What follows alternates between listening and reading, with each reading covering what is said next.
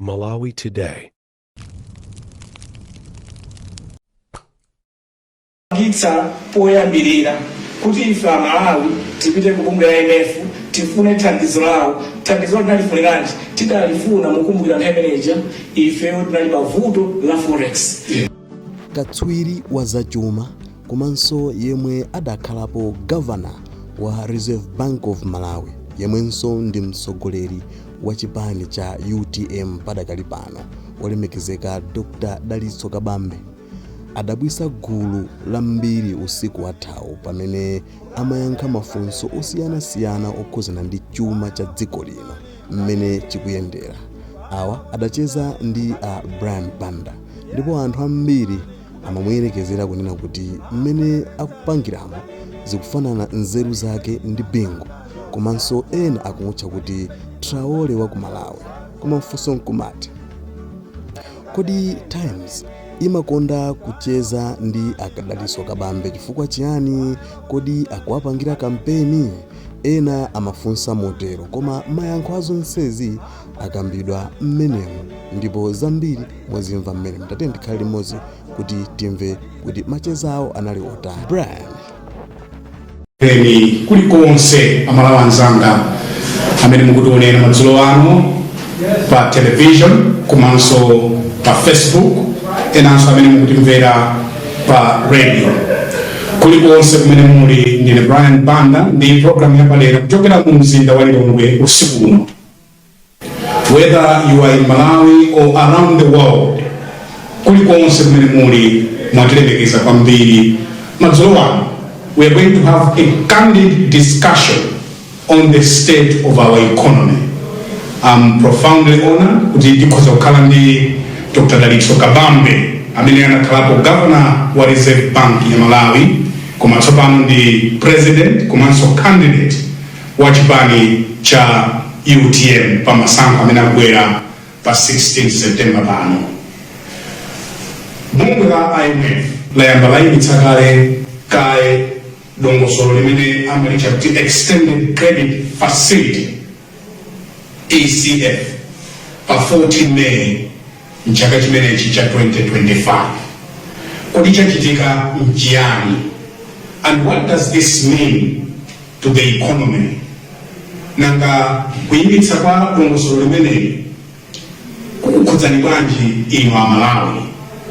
Izi ndi zina mwa nkhani zimene tikhale kukambirana usiku uno, ndipo mgawo lachiwiri la kukambirana kwathu chifukwa tikhala pano from now mpaka 10 o'clock.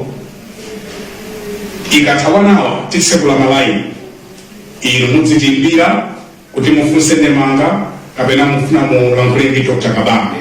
Nthawi ikakwana tikupatsani nambala ndi zonse zoyenera kuchita. Dr. Dalitso Kabambe, former governor wa Reserve Bank of Malawi, komanso president wa chipani cha UTM, we are profoundly honored once again kukhala nanu madzulo ano. Muli bwanji? Brian ndili bwino kaino. Tili bwino. Tiyambire pamenepo kunena kuti mgwirizano umene tinali nawo ngati dziko ndi IMF under the Extended Credit Facility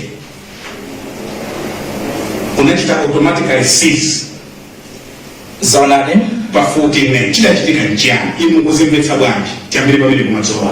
Brian ndiyambe ndakutekera kaye pang'ono kumbuyo. Kodi IMF ndi chani? Okay. Akamati International Monetary Fund ndi bungwe limodzi la zachuma pa dziko lonse lapansi limene linakhazikitsidwa mu chaka cha 1944. Mukumbukira mwina Amalawi ambiri akhoza kudziwa kuti mu chaka cha 1917-18 to 19 tinali ndi nkhondo yambiri ya dziko lonse lapansi. Kenako mu chaka cha 1939 to 1945 tinalinso ndi nkhondo yachiwiri ya dziko lonse lapansi. Ndiye nkhondo yapita kumapeto pakatipa tinadzakhala ndi chamati Great Economic Depression mu 1930 kumene stock market ya New York Stock Exchange inapanga crash, ndi inapanga affect London Stock Exchange ndi ma stock exchange amene alipo nthawi imeneyi. Ndiye panali zinthu zazikulu ziwiri zimene zinachitika mu nthawi iyi, nkhondo ziwiri 1917-1920 komanso 1939-1945 komanso kugwa kwa chuma chonse cha dziko lapansi 1930 ndiye nkhondo chapita kumapeto ndikuti chuma chinakonzeka bwino komanso chumacho chasakazika kwambiri ku Europe konse chifukwa cha nkhondo ija.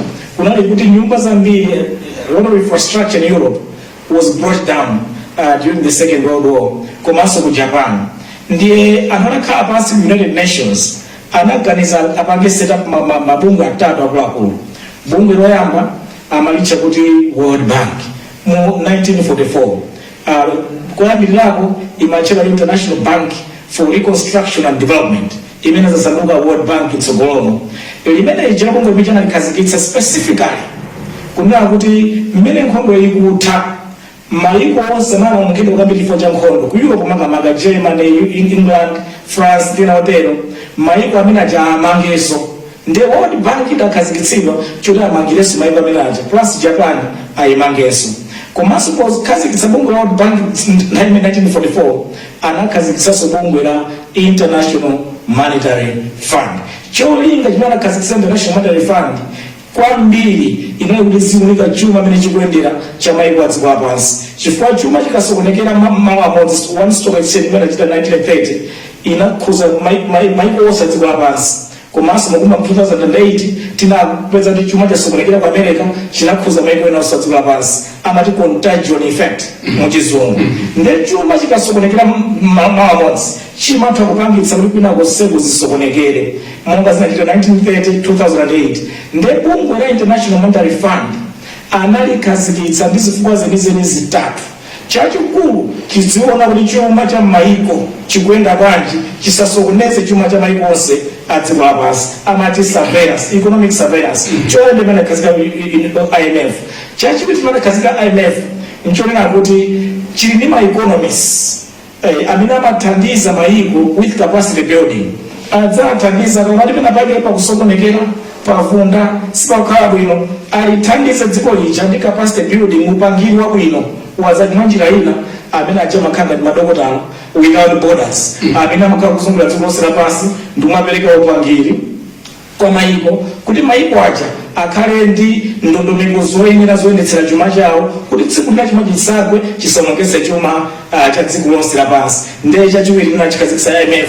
Chachitatu anakhazikitsa IMF kumene kuli mavuto amati balance of payment.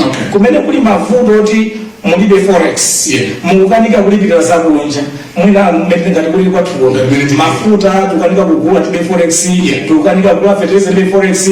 Maiko onse amene alibe kuthekera kogula zinthu zakunja amene ajawa amatha kupatsira thandizo amati balance of payment support. Ndiye chimakhala ndi ngongole imene ntchito yake ndiyokuthandizira balance of payment support. Ngongole imene chayenda ku Central Bank ya dziko lilonse ithandizire balance of payment support dziko limene lili mavuto olitsa kuitanitsa kulipira zinthu zakunja. Dziko limene lija ndi limene apatsira thandizo limeneli IMF loans, IMF credit. Imakhala magulu osiyanasiyana koma nthawi zambiri akamapereka kuti afuna kupatsa thandizo lija amapereka so upangiri chifukwa mupezeke mavuto mukanika kulipira zakunja ndiyo chiko chimene chavuta dzikolo chimene wachabe afuna kuthandiza zimene chija akachithandiza zimene chija akukwanisa ndalama zoti muthandizikire zimene ziyaze kuthandizani kuti chuma cha dziko lija chikonzeke muno bwino chiyambirenso kuyenda bwino zonse zikhale bwino akatero cha masakala ntchito tutayigwira. Ndiye IMF inakhazikitsidwa kwenikweni pa zifukwa zitatu zimenezi. Ndiye ndikabwera ku funso lanu chimene chinapangitsa poyambirira kuti ife Amalawi tipite ku bungwe la IMF tifune thandizo lawo. Thandizo linalifuniranji? Tidalifuna mukumbukira nthawi ifeyo tinali pavuto la forex, kuti forex cover yathu inalinatsika kwambiri. Timavutika kugula fertilizer, timavutika kugula mafuta agalimoto, timavutika kugula mankhwala. Anthu akapita business kuti aitanitse china chilichonse cha business yawo mabanki akwezeka na banki akukanika kulipira zinthu zimene zija. Ndi chifukwa chake tinapita ku bungwe la IMF kuti ifeyo we are squeezed, tavutika, tili ndi balance of payment problem, tithandize na IMF. Ndi IMF achadabwera nkutigwirizana nafe ukabila nafe zonse zifunikira kukonza zija anakabila nafe. Ndiye wacha makuthandizani amaikaso ndondomeko zakuti ziyang'aniro zawo kuti pali kuthandizani apa tikuyendetsa chuma musiyendetsa bwinobwino motere izi muendetse motere akakupatsani upangiro umene uja mukautsatira ningati dokotala kuchipatala kuti iwe wadwala amakuza upange zotere ukatsatira malangizo odokotala aja umachira kukhala bwino. Ndi IMF akamapereka mankhwala awo ngongole ija akamayipereka kuti kuthandizi amakulangiza so iyawo apo mutere mukatere mukonzeka mukhala bwino chuma chanu chikhala bwino ziyamba kwenda bwino chiyamba kukwera chuma anthu moyo wake apakhala bwino ndiye tikupatsani kuthandizo ili likuthandiza nimwende panjira imeneyi ndi chifukwa inapita kubungwe la IMF. Ndiye lero ifeyo imakhala ma reviews after every 3 months. Program after every 3 months amadzaonika ngati dokotala kuchipatala mmapita kunata akona kuti pano muli bwanji ndi amakabwera kudzaonika kuti anthu aja chuma chawo chiyamba kwenda bwanji. Akabwera review yoyambirira timene ukhali ma reviews 6. Akabwera review yoyambirira timakhala ndi izi amati quantitative benchmark targets zimakhala ma figures from mmene musolera ndalama zanu mutolere motere, mmene mugwisire ntchito motere, mmene muzichitira monetary policy yanu ikhale motere, exchange policy yanu ikhale motere, chuma chanu kayendetsedwe kake zikhale motere. Ndi amafotokozera zonse zija ndi amanati timabwera tsiku lakuti pakatha 3 months tidzaone ichi mudzachoke apa mudzafika apa, ichi mudzafika apa, ichi ndiye anadzabwera kudzaoneka anapeza kuti monse mujalephera 3 months yoyambirira dokotala wabwera kudzaona akuna ali palibe chasintha wakuza ndi musiyo sutafodya musiyo kumwamowa ili mungoka apeza mukumwabe kumwawo mukusula befodya apeza zimene munagwirizana zija zonse simunapanga ndiye dokotala chakudapa so ndi muchira bwanji ndi ukuyembekezerani tinagwirizana kuti tikumana after 3 months ikamatha 3 months ichi tikhatafika nacho apa ichi tifika nacho apa ichi tifika nacho apa yatha 3 months ija akubwera aone ngati zafika ene paja zonse talephera sizinafika pene zimene ukaya paja atidikira kuti kapena mwe tipeza pa explanation tinena kumene zingakhalire takanika mpaka nafika li nthawi yopanga li program ja yokha 14 months yatha basi yokha kungopanga temere chifukwa maprogram awo ikatha 14 months basi mangopanga jeri mangopanga temere joka. Ndimafuna mumvetsere zimene ananena a Felix Mlusu antiwo anakhalapo nduna I think 2021 adachita report in parliament kuti tinali ndi facility because this was a DPP ikangochoka kumene tinali ndi facility ndiye tasankha kuti titetse tufuna yathu and I want to tap your understanding on what he meant because this was under Tonse government. Let's listen to what Minister then Felix Mlusu told parliament in 2021. Extended credit facility with the IMF. Madam Speaker, following discussions between Tonse Alliance government and the IMF, the two parties agreed to cancel the third extended credit facility on account of changes in policy by the new administration. Going forward, Madam Speaker, it is expected that government will negotiate a new credit facility. This is the former minister wa finance under Tonse government 2020 to 2021. Tinali tatesa. The compact was going on. Kuma tatesa chifukwa sisi kugwirizana ndi zathu. Ndiye tiya transfer ina. I want to tap your understanding. What did he mean? What was government thinking then? It was a wrong thinking, obviously. Chifukwa program ija ya 2018 ineyo nali mwezi mwayo naga sainina nao program ija. Tinaga sainina mu April 2018. Andicholinga change ndifane nduguze Brian 2018 tinapita kumasango 2019 ndiye nthawi zambiri mukadona dziko lathuli tikakhala ndi masango chuma chathu chimaonongeka nthawi ya masango mudziwa ndi budget timayipangira timapanga budget yosagwirizana ndi ndalama zimene tinazo timaononga ndalama zambiri chaka cha masango tika zinthu zosiyana chifukwa takope anthu kumasango ndiye ine mu 2018 ndi malemu Dr. Kudo Gondwe tinapita kwa a president anthu ameneyo Professor Arthur Peter Mutharika kukapempha kuti tikuwakalaka kunanga kuti chaka chino tidutse masankho a 2019 opanda kuononga chuma cha dziko lino. Mukumbukira mu 2018 tinakhala kuti tili ndi a stabilized economy. Mukati stabilize economy kuti chuma chikuyenda bwino ndiye kuti kukwera kwa mitengo ya zinthu chemati inflation inali mu single digit. Inali ndi single digit inflation kuchokera 2017 kufika mu 2018 timafuna kuti kukwera zinthu kwa zinthu kuja kusapangise kuti kuyambe kukwera ifo taononga chuma chifukwa cha masankho. Ndiye timafuna kuti kukwera kwa zinthu mitengo ya zinthu ikhalebe yomverera. Fertilizer chali 18,000 apitirire kukhala 18,000 mpaka kalekale. Chimanga chili 6,500 chipitirire kukhala mpaka kalekale. Soap wayi ujenali 50 kwacha apitirire kukhala mpaka kalekale. Timafuna kuti masankho a 2019 asatiwonongere chuma cha dziko lino chisawonongeke mpira mbuyo mosema. Muona kuti masankho osatimachitika chuma chimaonongeka. Ndiye timafuna kuti chuma cha dziko chisawonongeke ngakhale pang'ono. Ndi chifukwa kuti ndapita dala kukhala ndi program yoti tikupita ku masankho nthawi imeneyi. Inali ECF imene yanali the same ECF imene inati extended credit facility. Ndiye tinapita kumene kuja mu program imene ya 2018 tinanena kuti we want to maintain macroeconomic stability. Yonena kuti kukwera kwa zinthu mitengo isamakwere. Yonena kuti kwacha nthawi chanali stable, tinali stable exchange rate ili pa 7.32 kambira 2017 ikhalibe pa 7.32 mpaka kalekale tikhalibe ndi stable kwacha. Ma reserves nthawi imeneyi ali 6 months of import cover. Timafuna ma reserve akhalebe tikhale ma reserves oti tisamavutike kugula zinthu zakunja, tisakhale ma fuel queues, tisamavutike kugula fertilizer, tisavutike kugula mankhwala, tikhale zonse za dziko lino chuma cha dziko lino chikuyenda bwinobwino. Ma interest rate ngati ukumbukira 2018 ndili governor tinatsitsa ma interest rate jamati policy rate the interest rate of the country inafika mpaka na 12.5%. Timafuna likhale kompacha ngongole ya business akutenga ngongole asimatengera pa milingo yokwera kwambiri ikhale mlingo wabwino. Tinkafuna zimene zijazo. Ndiye 2018 we had a macroeconomic stability situation and the economy was growing. Chimene chimapangitsa kuti chuma cha dziko chizikula ndiye kuti ma fundamentals onse mu economy, low inflation, low interest rate, stable kwacha, komanso ma reserves zimene zimapangitsa kuti chuma cha dziko chizikwera nthawi chimakwera ndi 6% ngati mukumbukira.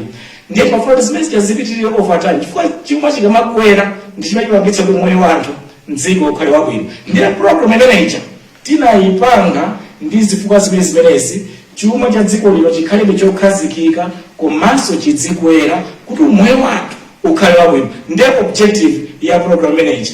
Ndiye awabwera zonse zili bwino. Of course there was a strain imene achitika 2020 ndionena kuti mbere amaboma limasintha panazapezeka pali COVID-19 inamba 2019 December ndikulowa mu 2020 COVID-19 hameneja komanso tinali ndipo protracted election and double election 2019 ndi 2020 zimene zija ndi ma demonstrations anachitika pakati paja for the whole year slightly affected the economy. Actually, because of that, they needed more than ever before to maintain that program. Chifukwa program manager imapeleka prescription ya bwino kuna kuti chuma chipitirire kwenda bwino chonchi kuti mitengo yazo isakwelebe kwacha khalibe kukhazikika ma reserves akhalepobe komanso chuma chidzikwerabe chuma cha dziko zimafunikana kuti ndalama zimene akutolera ndi ma tax revenue measures komanso ma expenditures zimene akuyendera zonse zikhale zabwinobwino komanso monetary and executive policies zonse zikhale akanapitirira ndi program manager. Ndiye kuti bwezi tilibe mavuto onsewa amene tikuwaona lero amene atipomboneza mutu lero kuti zinthu zakwera kwambiri my interest rate chakwera. Cancelling an already existing ECF in 2020 was a mistake. That was a dangerous prescription of what needed to be done in this country. That was a serious mistake. Chifukwa that cancellation has led to be where we are today. Okay. Kuti mavuto abwere lero anthu anasanafune kutsatira zoyenera kuchita in the circumstance afuna apangeza matondo bwa ndiyani MCP njira yathu ya MCP kuti bangire zinthu zathu mena MCP way kuma ndimakonda kufunsa kuti MCP way economics yake iti imene mukugwisa ntchito because orthodox economics imene alesa amagwisa ntchito ndi izizi zimene alesa akuzidziwa mmene akuzigwisa ntchito, koma njira zawozo zonse zosokonekera. Mwachitsanzo, ifeyo kunkhani ya fiscal, mukamati fiscal policy mukutanthauza kuti kodi mungagwiritse bwanji ntchito chuma ndalama za boma ili lakhala kumangobwereka chaka ndi chaka 1 trillion chaka choyamba, 1.2 trillion chaka chiwiri, pano mpaka nafika 2.4 trillion kumangobwereka ndalama chaka ndi chaka.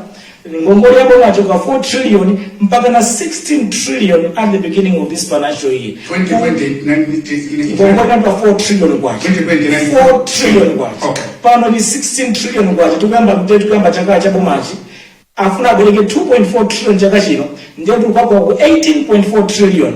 And not only that, mafuta onsewa tukumwawa akungobwereka ngongole zokha. Makontrakt ambirimbiri amene aperekedwa koko ali m'maria zokhaokha. Kunkhani ya mafuta PSF in red, in deficit, kuli zingongole zambiri ku PSF kuja zosalipiridwa.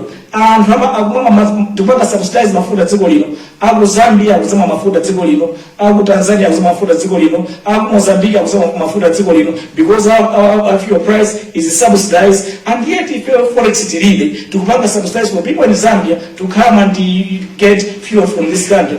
It's a disaster imene tapanga dziko lino. Tili ndi exchange rate yoti officials 1,700 kwacha to a dollar, and yet on the parallels 4,000 kwacha. I mean, how does that work? Okay, tibwerere ku IMF atipatsa ECF ndeti kumana 3 months. Yes. Nde abwera, what went wrong? Chilichonse chinasokonekera, zonse zimene anati mupange izimpange motere zonse zasokonekera. IMF amafuna chani? IMF amagwira ntchito ngati ndafotokoza kale moja ngati kuti dokotala. Okay. Ota akuuza mavuto ilili musiye mowa kuti mukhale bwino, vuto ili musiye kusuta foja kuti mukhale bwino, nde iwe sukusiya mowa sukusiya foja. In the case of the actual parameters IMF timakhala ndi ma quantitative targets onena kuti ifeyo titolera ndalama makuti chaka chino, tigwiritsa ntchito ndalama makuti chaka chino, chotero zimene tingabwereke ife ndi zotere. Ikakhala nkhani ya exchange rate, exchange rate yenda motere, ma reserves atoyenda motere, ikakhala nkhani ya monetary policy yenda motere, komanso pali zina zimene ife tipange zokonzo zosiyana mu economy kuti zino zikhale bwino. Ndiye magwirizana zonse zija zokuthandizana kuti chuma mu economy chiyende bwino, koma iniyo zonse zija simunapanga after 3 months. Simunazikwanitsa, ndiye mukapanda zikwaniritsa, IMF becomes a problem. Chifukwa iwe ndi patient afuna kuthandiza, iwe sukuthandizika. Akamakamba achichola ndanzawo akumanena kuti zina zimene IMF amafuna zosagwira. Tukupita ku masankho ndesi tingamvere zonse zimene angatuze IMF. I want you to comment on that.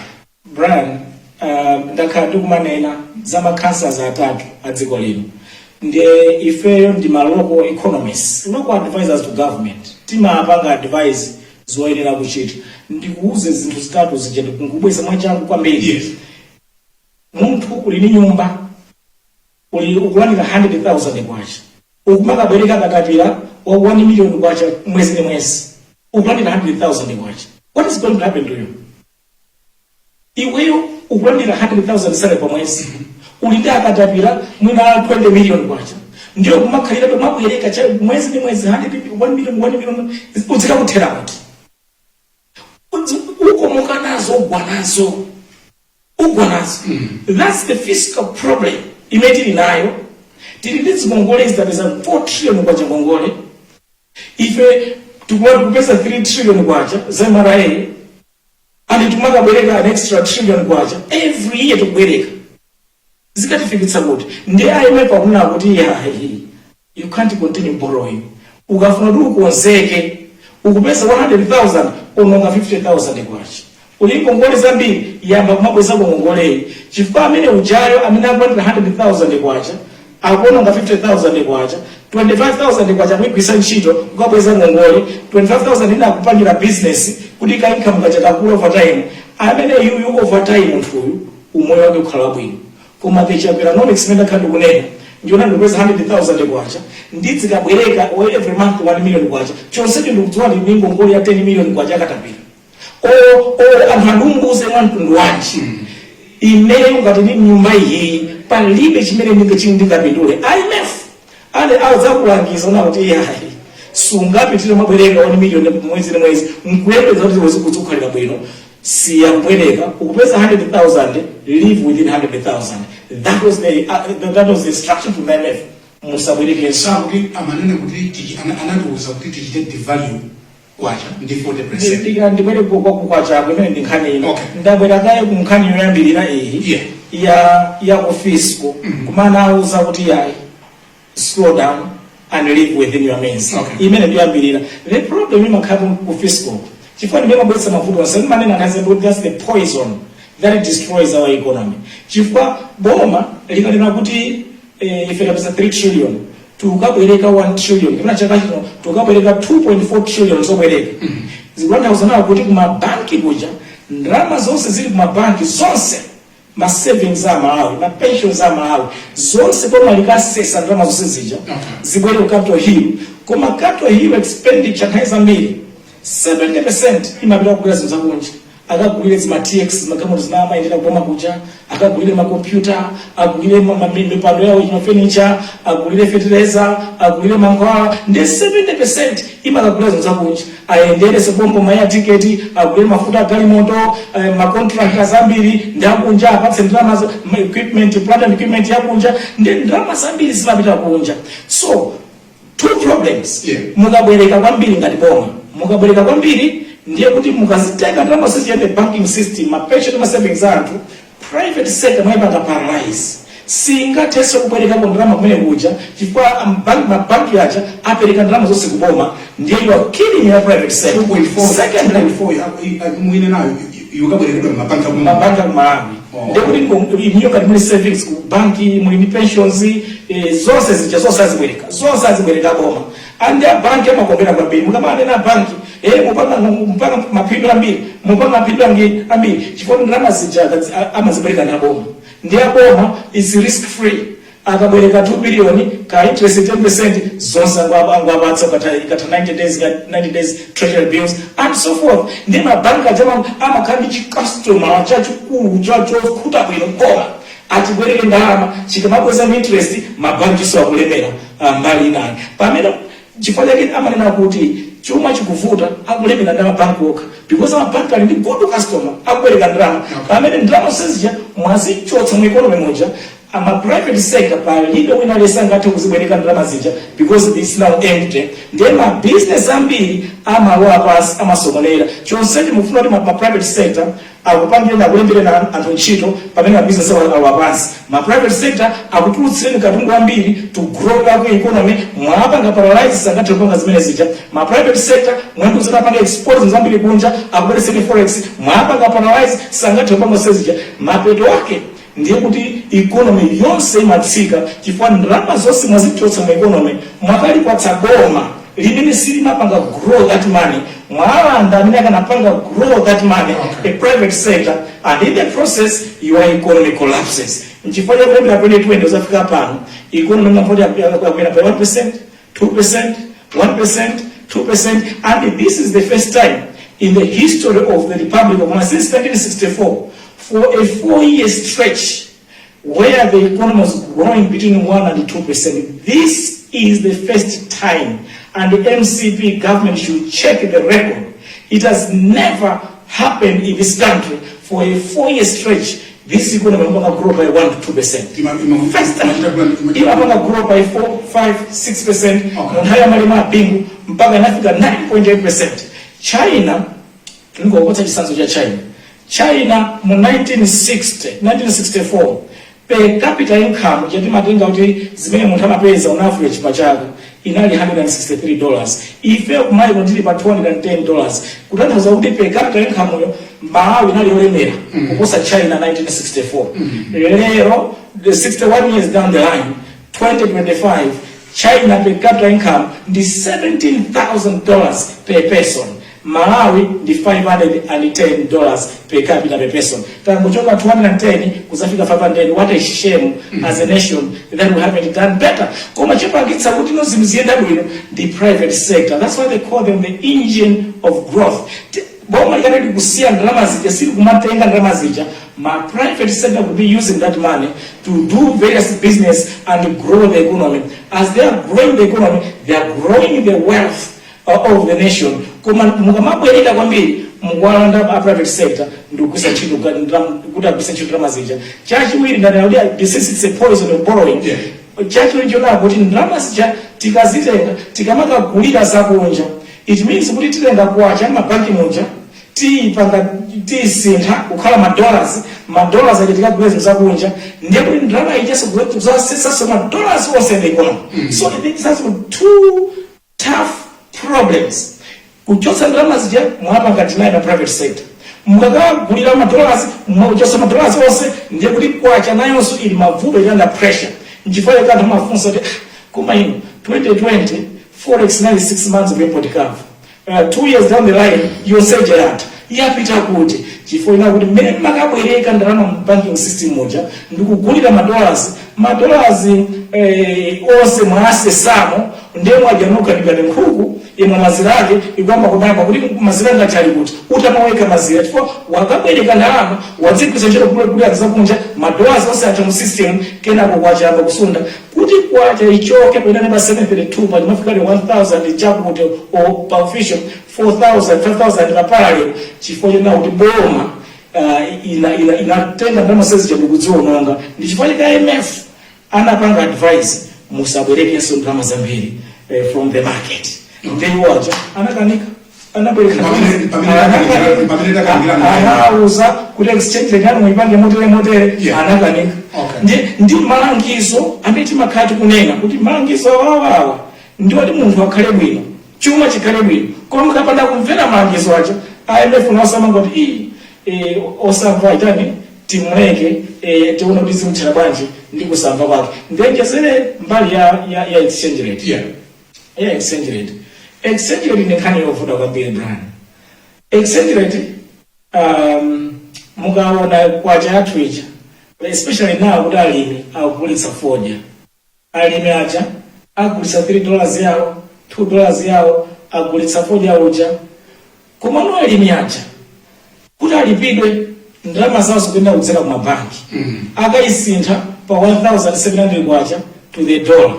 Ndiye kandalama kawo kacha kama khala kochepa ngati anagulitsa $1 fodya 1 kg $1 apeza 1700 kwacha for that dollar.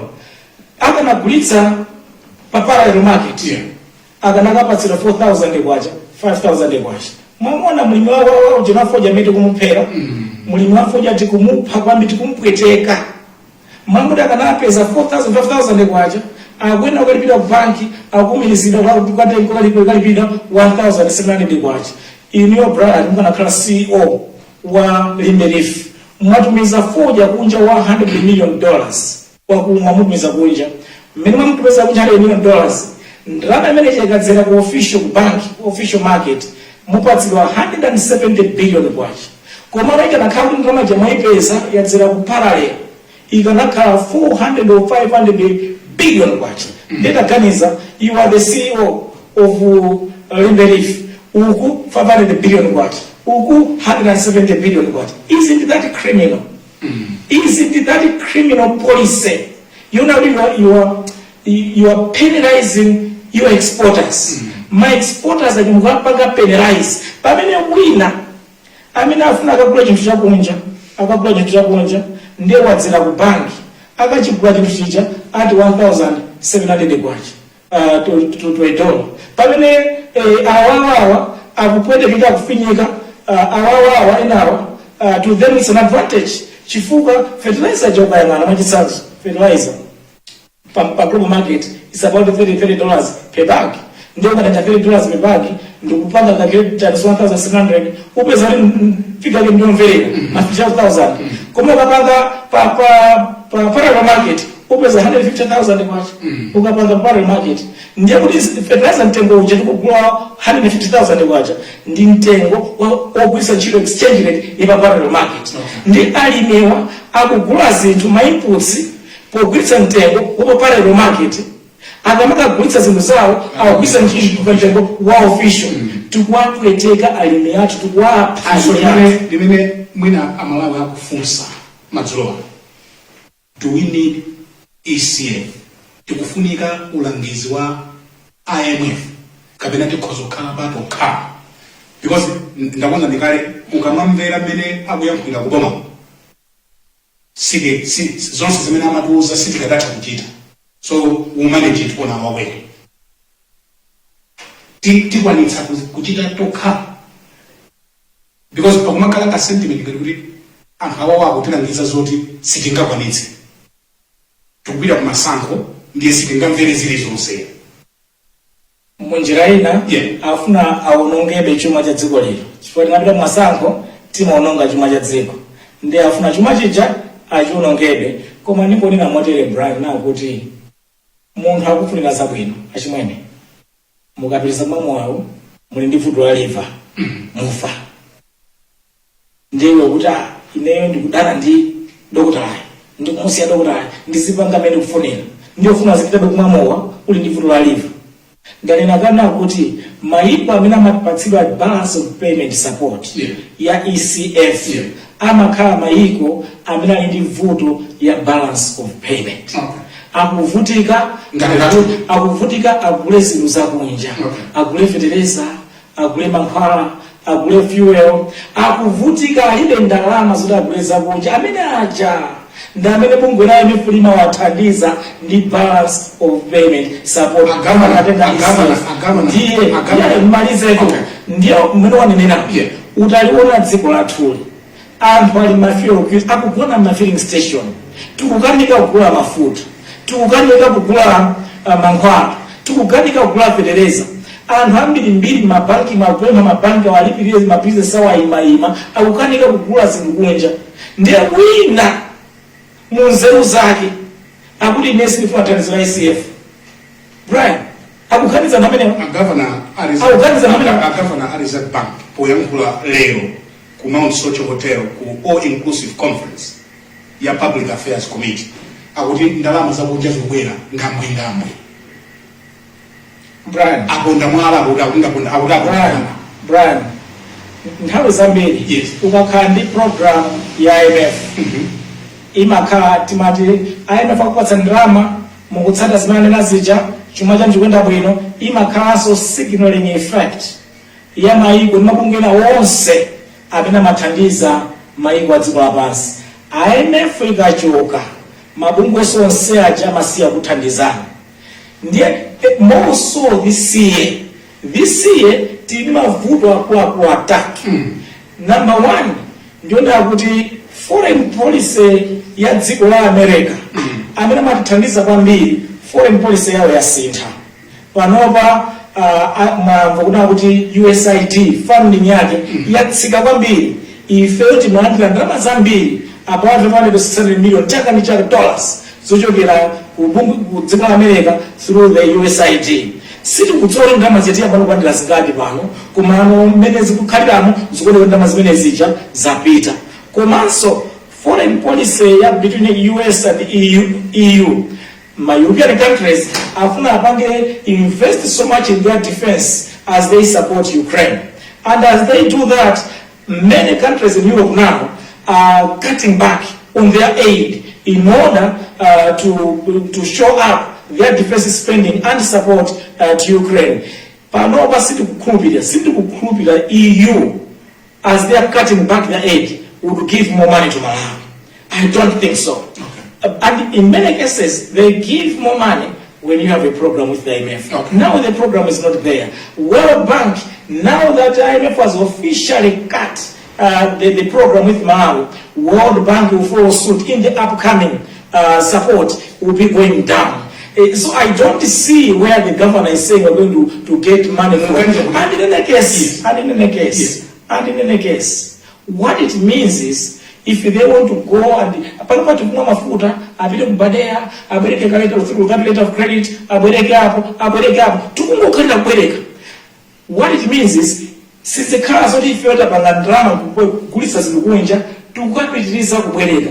Brian tilikale ni ngongole 16 trillion zikupita ku 18 trillion azichosaba 14 trillion pa 4 trillion mota governor alisema akutuza lipo mali likale kubeleka bendera tabwereka konse afuna apitirire kubwereka ndama ndakuuza kale munthu amene amakhalira moyo wongo mangubwereka ngongole zimafika poti zimakusautsa zimakupha aganiza kuti iwo akati tapunda mwala forex kubwera mpweche muganiza kuti maganizo mwawo akuganiza mwina afuna akabwereka bina kwake nanga uzipaka celebrate borrowing ukapaka celebrate borrowing or even upanga celebrate ngabe ndikupotsedwa ndalama 8. You don't celebrate that. Olemekezeka malemu aleke banda. Ndimakonda statement ndinagwira nawo ngati nduna ana ali nduna yanga yandili staff wa ana nduzo na kuti there is no dignity in the begging or borrowing. Bwana sisi napatsa ulemu. Kubwereka modi governor Reserve Bank azituza ife ndifana kabwereke ndakonda mwa simwa utuna kuti ife tukagulitsa sintipese $. Kuma mwana ndifundika pembela kwake mwana ndifundika bwereka kwake. What kind of language is that? There have also been Mr. President the global shocks nziko particular pasima El Nino, war in Ukraine, ndiye panaliso zina zimene zinatibwera chilala ndi zina zotero. Akuboma amanena kuti sitikadatha kupanga zonse because there were these global shocks zimene zinatikhudza ife. What's your comment on that? Sizona bodza bumailire ndamabodza kwambiri limachulutsa kunena bodza. Sizona so kunale nini nisumudziwa COVID-19 in number 2019 yeah. Into 2020 in the governor of bank the economy was stable. So nzaboza ndikuti COVID-19 inayamba 2019 into 2020 inatha kumapita 2020 COVID-19 mudu wa COVID-19 tikuti COVID-19 itu sindi COVID-25 inapita kale COVID-19 azituuza pesa COVID-19 lero maiko sewa ozitizungulira ba zikuyenda kwanje kuna useku bra ifeyo tivomere brani undimvetse pali ndondomeko zoti muziyendetsereza fisco live within your means. Awawa akanika to live within their means. Okay.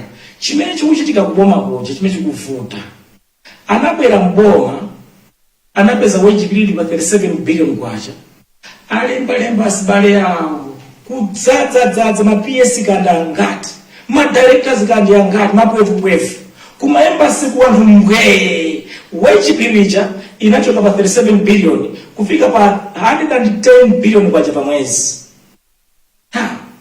Limazikana wati anuzati jebitse masalaries mwachoka bwanji pa 37 billion kwacha ukafika pa 110 billion kwacha pa mwezi.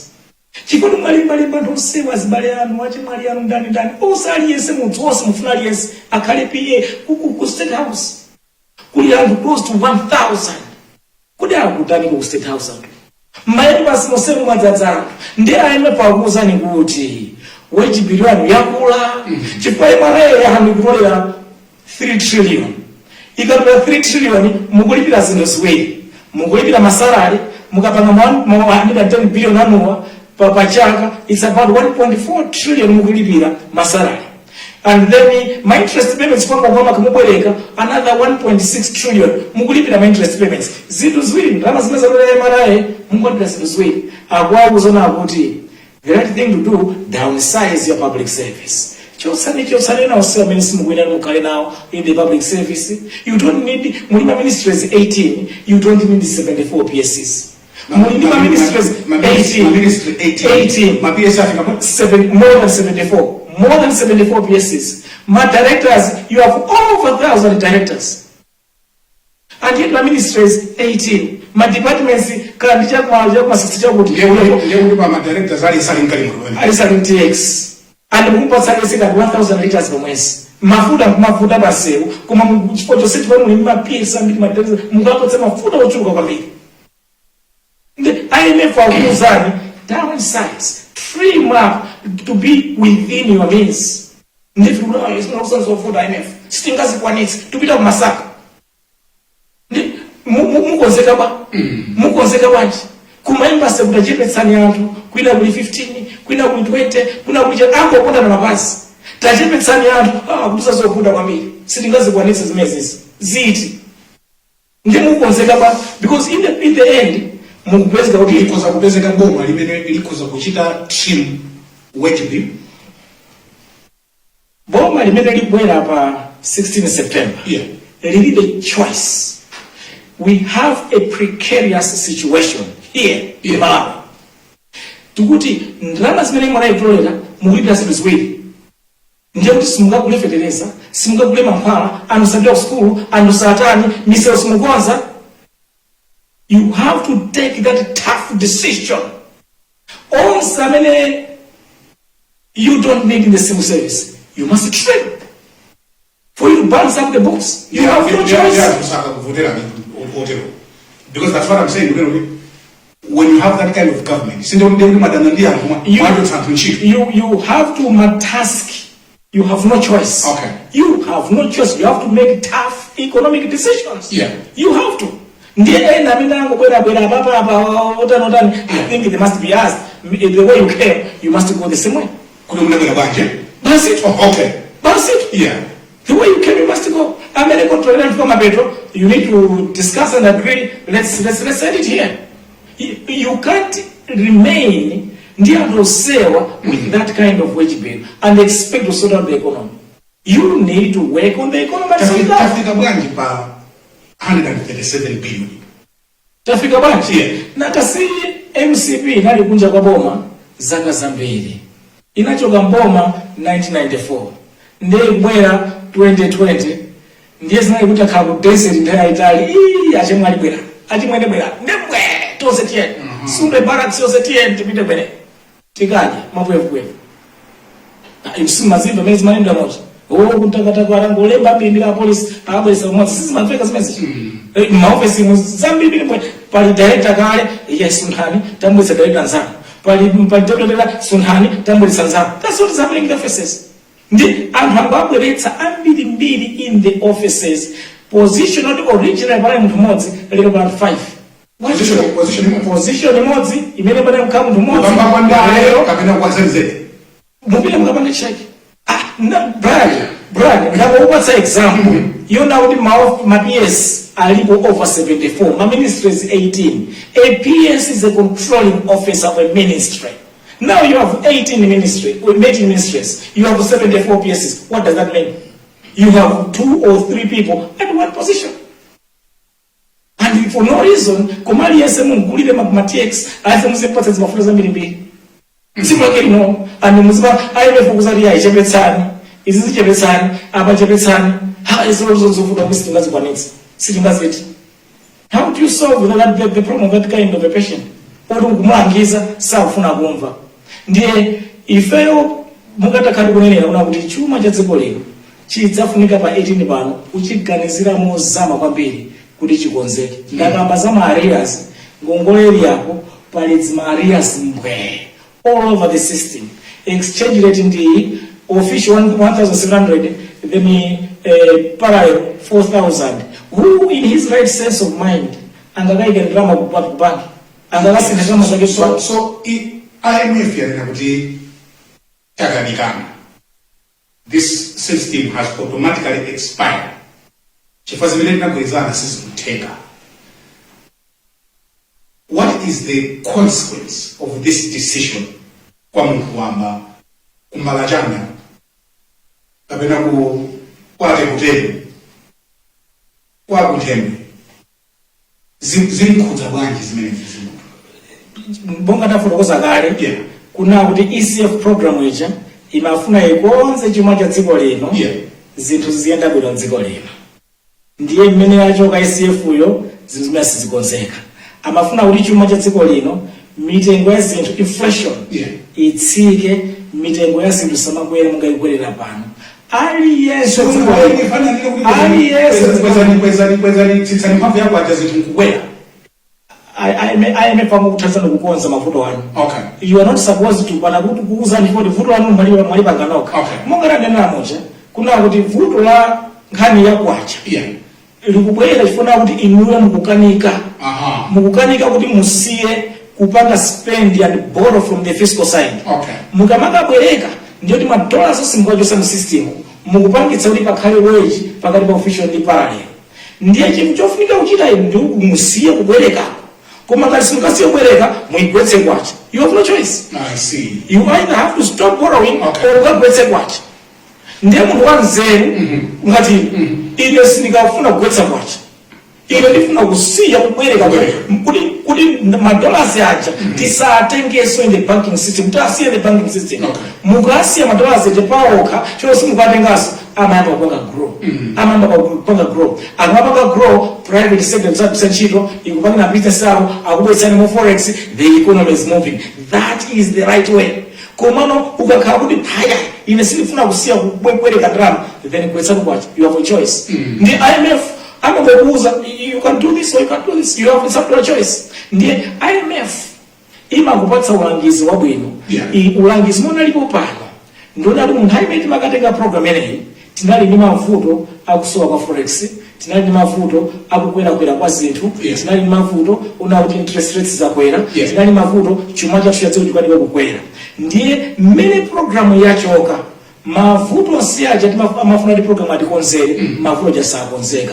Ndiye chimene amala ayembekezere tsopano chona kuti mavuto aja sakonzeka ndiye kuti kukwera kwa zinthu kukhala kupitirirabe mayo takhati kulira uja timasala neto chepa zinthu zikukwera mitengobe zinthu program inabwera kuti ithandize kuti zinthu zitsike zikhale bwino. Program yapita zinthu zikhala zikukwererabe.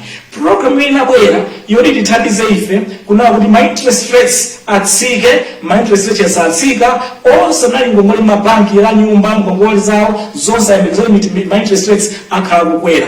Program inabwera kuti ithandizire kuti forex ikhazikike, ndalama yako aja ikhazikike bwinobwino pa 1700 ndipo mareserves akhalepo. Program inabwera kuti zimene zija yapita lero kulibe tisayembekezere kuti forex ipezeka pasika tiyembekezere amene kugona ma filling station kukhala kugona ma filling station ngati magona ku tsiku limodzi tizigona masiku ambiri pa filling station chifukwa program inabwera ikonze kuti forex yapita kulibe koso program ija yathawa pakati pathu. Komanso program inabwera kuti ikonze kuti chumachi chiyambe kukula, the economy started growing and creating jobs for the youth. And akumbala jana ayambeza ntchito akumaliza school ntchito saapeza ntchito for the economy is going to fail to create jobs, there will be no jobs. Komanso andamene kuti chuma chiyamba kukwera ka umoyo wawo kayambe kutsumbuka ndikumanika kuti andapeza ntchito ndikupeza kandama kabwino ndikutani zonse zija zapita chifukwa program which was meant to address the underlying problems of the economy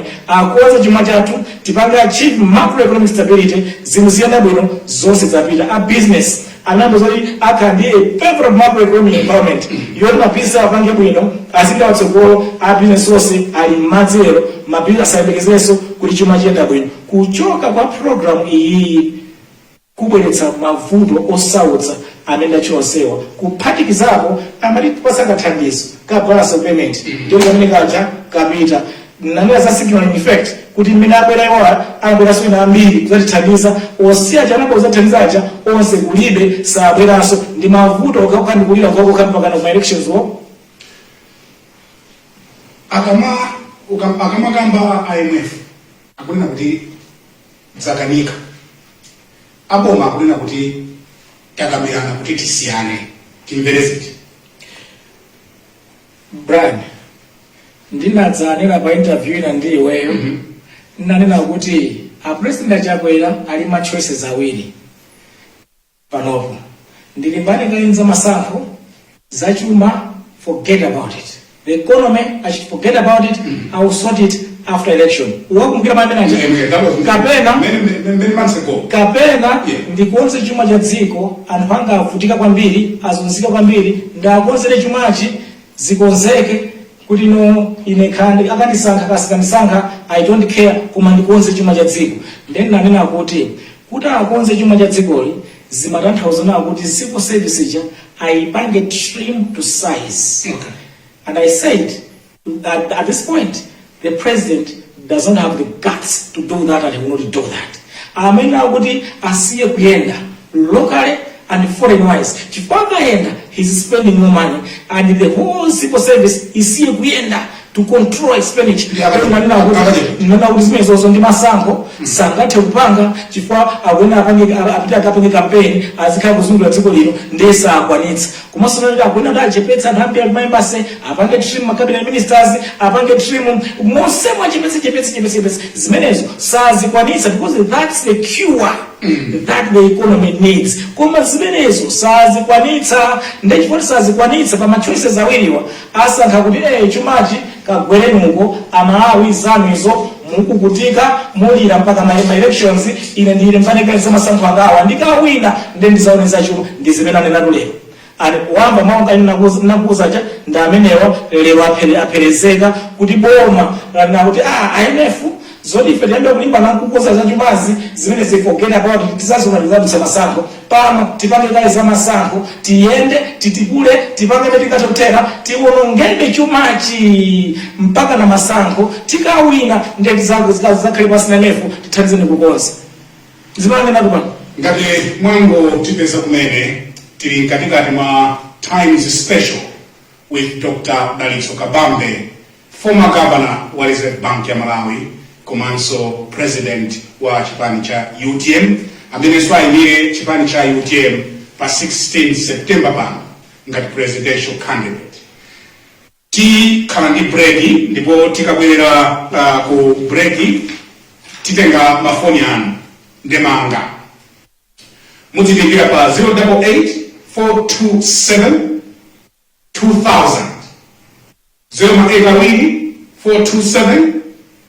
088-427-2000 ndibwerezanso namba layo mwina mufuna mukatenge cholembera pena pake 088-427-2000. Dr. Dalitso Kabambe akulankhula za third revolution. Ndimafuna kuti pamene tikupita ku breki mutamvera bwinobwino kuti akuti chiyani akukamba za third revolution. Tikangotha kubwerera ku breki kumene ku continue our conversation kani yathu madzulo ano yakhazikika kwambiri pa economy ya Malawi, chuma cha dziko. Tikabwerera kodi zinthu zimene zakwerazi tsiku lina zidzatsika kapena zinthu zikakwera zakwera tifati mamba kwanza tu kuti fuel watsika bread watsika koma kwathu kuno sitimamba kwenikweni chikakwera chakwera basi kuti zimatheka in the economy kuti zinthu zimatsika and what does it take kuti zinthu zitsike. Ndine Brian Banda madzulo ano live from Lilongwe. Let's listen and watch Dr. Kabambe's third revolution, and when we come back, we'll take your comments, calls, and analysis. Musadalikile, this is Times Special here on Times Television.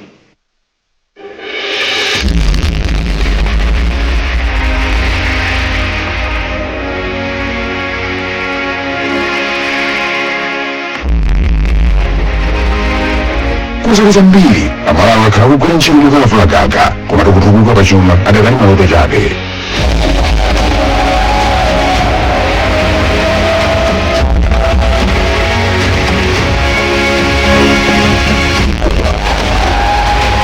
Kusintha kwakukulu kwa zinthu Malawi kudachitika koyamba mchaka cha 1964 amalawi adalandira ufulu wodzilamulira. Kenako Malawi adalowa ndime yachiwiri yakusintha kwina kwakukulu mchaka cha 1994 chilovomereza ndali zazipani zingapo. Patu mzaka zonsezi chinthu chimodzi chinasinthabe pang'ono pomwe, umphawi.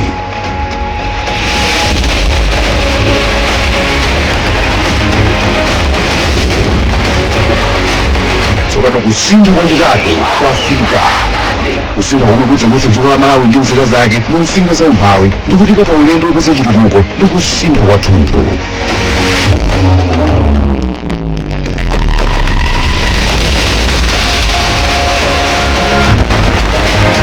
Izi tisizikutanthauza kuti kukonza ulamuliro watsopanowu kunena kuchita zinthu mwatsopano ndi kukonza Malawi kwathunthu pakayendetsedwe kachuma. Ndi nthawi ya Malawi watsopano yopeza ndi mwayi woyenera wina aliyense. Malawi amene kudzamange limodzi modzipereka ndi mosawiringula wokhala ndi chitukuko chofanana dziko lonse. Ndi nthawi yoti chipani chathu chisinthe tsogolo la Malawi kukhala dziko lotukuka. Kuzeka ndalama mu ulimbo wa makono, ulimi wakuchitira ndi mafakitale okonza zokolola paliponso zomagulitsa kunja zinthu zopangira katundu popanda kupanga phindu. Kuonetsetsa kuti zoti Malawi ndi zinthu za mtengo wapatali ndi zosavuta kugulitsa kunja. Ulimi ngati bizinesi ndi minda ikuluikulu zidzathandizira kusasowa kwa chakudya, kupezeka kwa ntchito ndi kupanga chuma chofikira wina aliyense.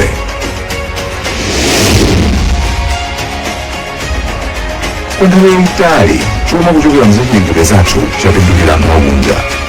UTM idzasamalira zachilengedwe zathu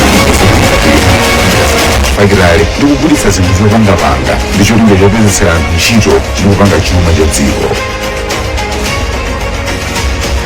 Ndizomangamanga zapamwamba mwanso malo ochititsa kaso kuphatikizapo misika yokhazikika. Malawi adzakhala limodzi mwa maiko otsogolera pa ntchito zokopa alendo mu Africa motero kubweretsa ndalama zakunja ndi kupereka mwayi kwa anthu athu.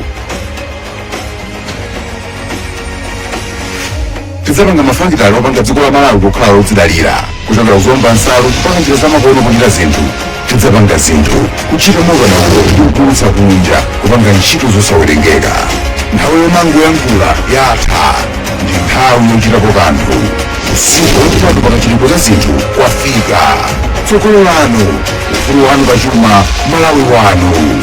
UTM yakonzeka. Nanga inu? Pa 16 September tidzavotere Dr. Dalitso Kabambe, mwamuna yekhayo amene angaongolere dziko la Malawi kutukuka pachuma mokomera aliyense.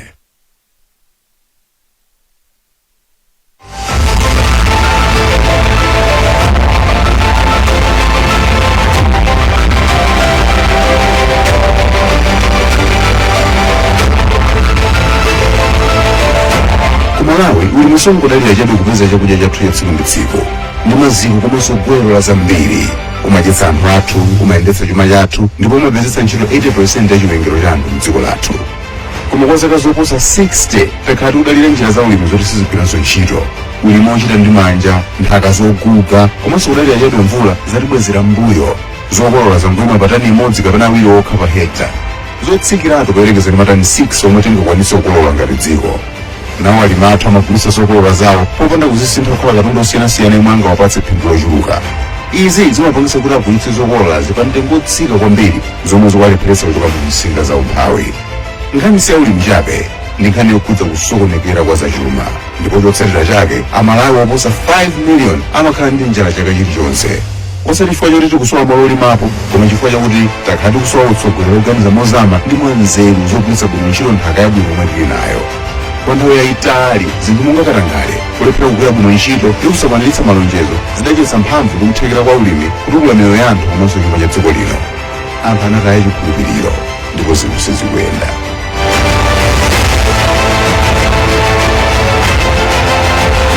Pansi pa utsogoleri wa Dr. Dalitso Kabambe, katswiri pa zachuma ndi gavana wakale wa banki yayikulu mdziko muno Reserve Bank, UTM idzayika 500 billion kwacha chaka chilichonse ndi cholinga choti dziko la Malawi lidzikolola zochuluka mopyola zomwe timakolola.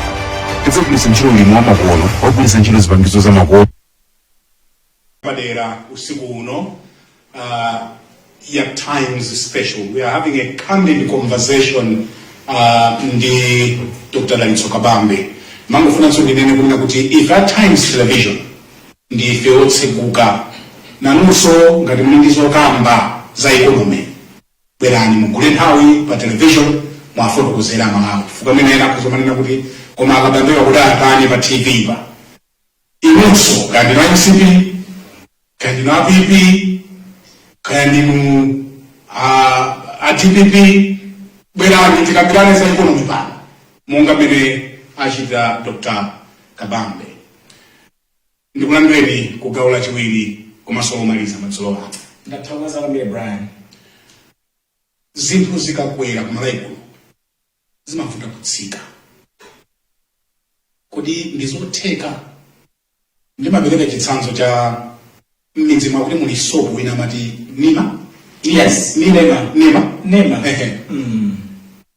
Amagwiritsidwa ntchito ndi anthu ambiri. Yemwe yamasambira, yemwe yamadzola. Koma akakwera satsika iya. amalawi amene akutonera pano kodi adzakhoza kukhala ndi tsiku lino kuti zinthu zatsika, mafuta ophikira akhoza kutsika? Because that's what Malawians are looking for. I wanted your candid comment on that one, Dr. Kabambe. Zinthu zimatsika. Ndokumbukira mu 2019 ndili Governor Reserve Bank. Yeah. Kwaje takhazikika mafuta pa global market atsika mtengo. Basi nchifoti tikugula $dollars kwaje takhazikika mafuta $dollars atsika, mafuta dziko la galimoto anatsika. Mukumbukira petrol anatsika, diesel anatsika mu 2019 ndili Governor wa Reserve Bank ya Malawi. Zinthu zimatsika. Ndakupatsanso chisanzo cha fertilizer. Kuti fertilizer tikumulira lero iyi atukula 150,000 pa global market umatha kulipeza package $25 per 50 kg, $80 per 50 kg. $80 nditenge mtengo wakulu times 5,000 ya black market ndi 150,000 kwacha. Mtengo amene anthu akugula ambiri fertilizer dziko muno akupanga cost it at the black market rate. Ndichipa ile fertilizer yopera kwambiri mtengo. Ife ya UTM tikalamboma ndi awusa Malawi. If UTM tikalamboma fertilizer price yathu will be benchmarked at the current official rate. Ndiye mukawerengera $1,700 kwacha times $30 per 50 kg back ndama zika mumeza na lisa zabitira mtengo wake 60,000 zakaja ma 50,000 52,000 zoteka ndizimene kwaongeza mali pano. Okay, nanga sinodi taonjezedwa panthu zinthu mdziko muno ife sinaonjezeko ndio mukafuse kusemena ndi anthu akhawo zoteka tatu si alipo inakana mamulika simeso ndio mukafusa mleo mukafusa ife ota UTM 2020 UTM itala mboma ndi chipande cha MCP mu coalition chaka choyamba anthu anaja katatu. Chaka choyamba cha 2020-21 agriculture season fertilizer uchi anthu amapeza pa 4,000 chakuti check the records. Anthu anapeza chiza mbili anthu ali chimanga cha mbili chaka choyamba cha policy alliance. Mnthawi manager Maremu Zinawose Mtendere, our founding president atu former president wa UTM Dr. Klaus Chilima ndaile akugwira ntchito ndaile manager first year fertilizer mtengo unatsika anthu anaja katatu and we have the record for that. Zirangamba kusokonekera kupanga zisiyana apanga zilicha kwazo zakucha mkuwasiya pa benchi chani niomene mavuto sewa when we start the MCP way mavuto sewa na bwirako komali akana bitirira kuti wajawa bitirira mene zikandina kaya first year kwezi nzibi nabwino sisi nabita mene zafikirapo ndipo wako kuzala mazi chifwa amawi ni ngoni akuza zinachitika ndiye ndugu yanke again kunena kuti kodi zinthu zimatsika ndipo ifa UTM ndi maboma fertilizer likamugula pa $30 mene ali lero pasika tizamusinda kwa $1,700 kwa $1 mtengo wake udzakhala around 50,000 kwacha mtengo wa fertilizer dziko lino ukakhala around 50,000 kwa mtengo wa fertilizer ndiye kusochimanga mtengo wake watsika anthu adzakwanitsa kukamugula fertilizer anthu adzathandizidwa zinthu zamba kwenda bwino tangoni naso clip iyi ya ujeni ya agricultural policy plan ya UTM tafotokoza zonsezo mene muono zikatsika chonchija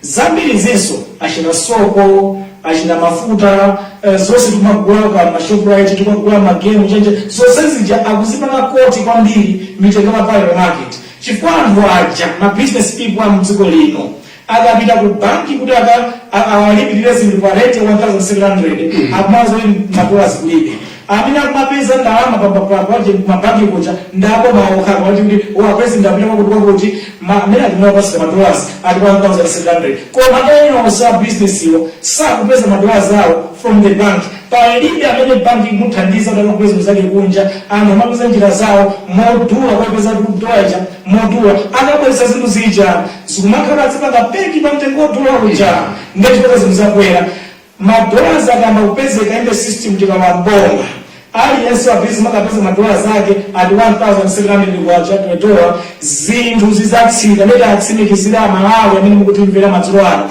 mukavotera UTM idzakonza chuma cha dziko lino chotero $1 tizikayipeza $1,700 kwacha mpamene tsogolo ndimanenanso mkubuya last week in Manena chinthu chimene chinapangitsa kwambiri inflation kukwera kwa zinthu dziko ndi ndalama athu ya exchange rate. Exchange rate ndi number one factor injani core inflation kapena kuti non-food inflation, kuti upele kuchako kukhale zinthu zikwera mitengo. Zinthu zake ndi nkhani exchange rate komanso nkhani mafuta akakwera.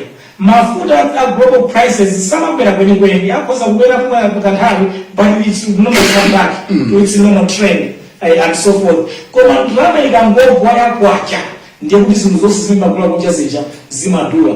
Ndiye to stop inflation or to control inflation, unaonetsetsa kuti ndalama yakwacha chimwayigwira si kupanga zakezi si kuluza mphamvu zake. Mukamwayigwira ndalama yakwacha mudziwe kuti zinthu zanu ziyamba kutsika zikhala mtengo wabwino sizikwerakwera. Ndiye ifa UTM ndinalagoma tidzaonetsa chuma cha dziko lino kwacha ndiyo khazikika. Ikakhala khazikika mitengo ya zinthu yonse timagwira kunja ikhala yabwino. A business inafuna ndiona kuti azichapita banki kuja akapempha ndalama zija kuti agule zinthu azichakwalipirira paleti manager zikabwera apereka mtengo wabwino kwa Amalawi. Iwo aja sangafune kuti azidulitsira Amalawi chifukwa musawagula. Afa ndo apatse mtengo wabwino amakanika kupeza matulasi mtengo wabwino amakapeza black market apite ku Zambia apite ku chipata apite madera kwa business zija ndezitengeza kwera mafuta chakwera zophikira masoko akwera zonsezi zakwera chifukwa business achakukanika kupeza kula madola at that rate akupeza at this rate ndiye akangoyamba kupeza at this rate muona zosija zatsika ndiko. Timalenda kunena kuti we want to spend some time kuti timve ndemanga kuliko mkwamvetsa Dr. Kabambewa zimene akuyankhula zikugwirani mtima nanga muli ndi funso kapena ndemanga. Nambala yathu 088-427-2000 wairesi ya Kadema ya Times. Hello, tikudziwe ine ndili bwino kaya muli bwanji? Akanyumba mulipira ku chakulandirani apo ceremony President UTM Dr. Kabambe.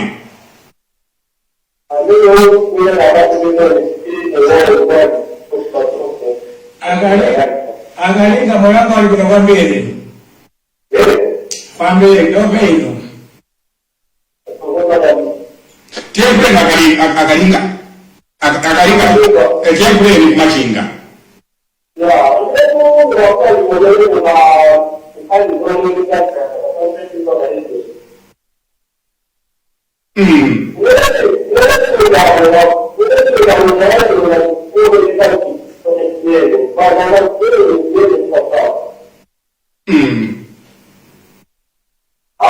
Nukumbani hapa pitilizani.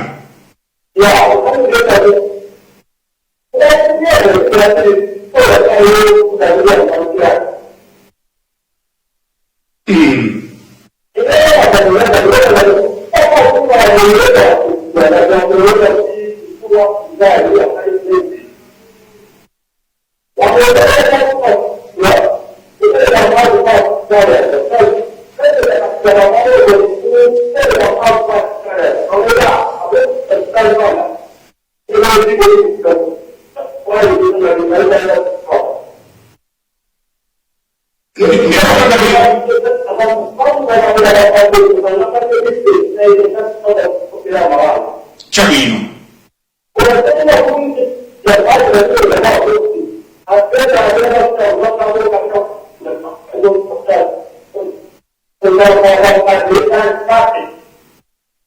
No chikuthokozeni kwambiri kumachinga kuti tili modzi usiku uno.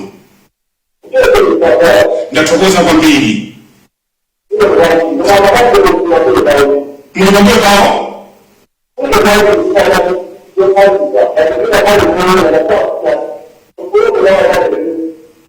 Unakonzele ndio usokoroka?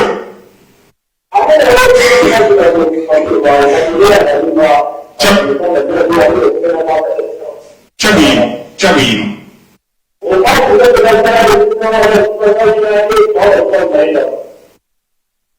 Timire pamenepa kumachingako ndikuthokozeni kwambiri uno usiku koma kuti mwapeza mpata wotimbira mwatilemekeza kwambiri.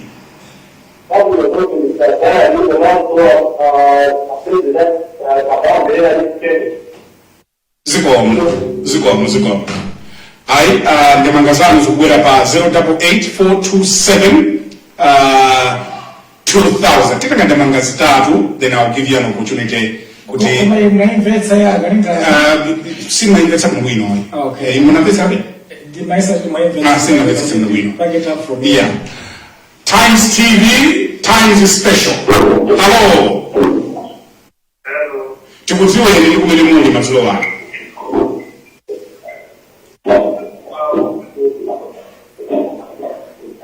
Hello. Pakuti mzee kwambiri kumene kwa vino.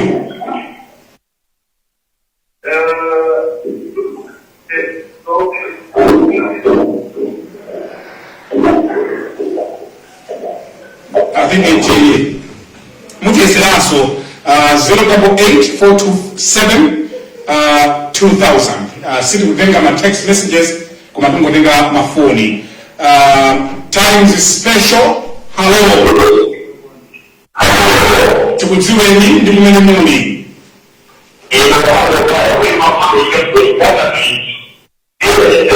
Ayohani mulimbira ku?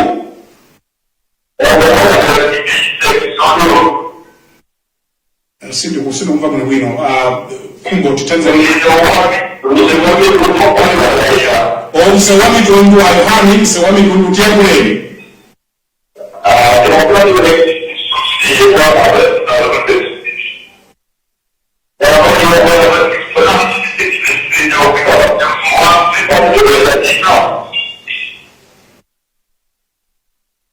Kabeza liso kumbo mutitichile pamono. It's a little bit too loud. Yes. Gweleza liso matuwa?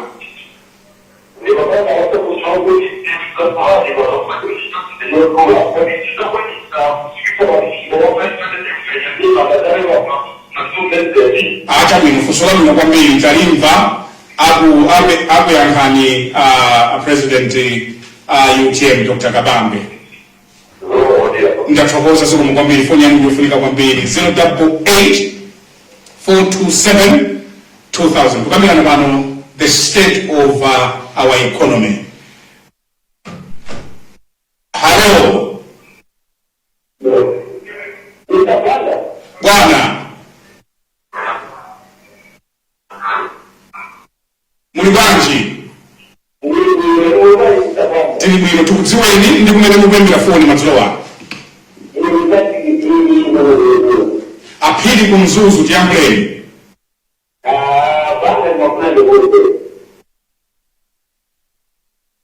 Yes.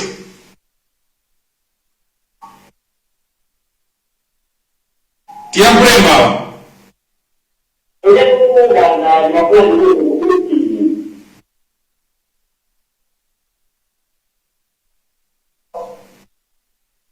Tukumvani yankhulani mitirizani.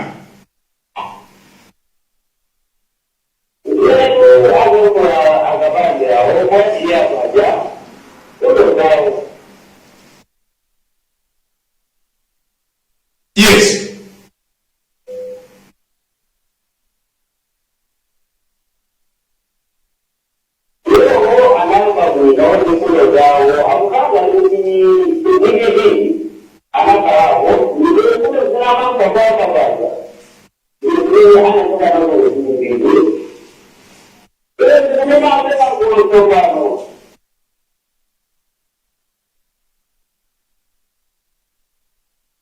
Ndimaona ngati musamvere inuyo yankhulani musamamvere pa TV ilungo yankhulani.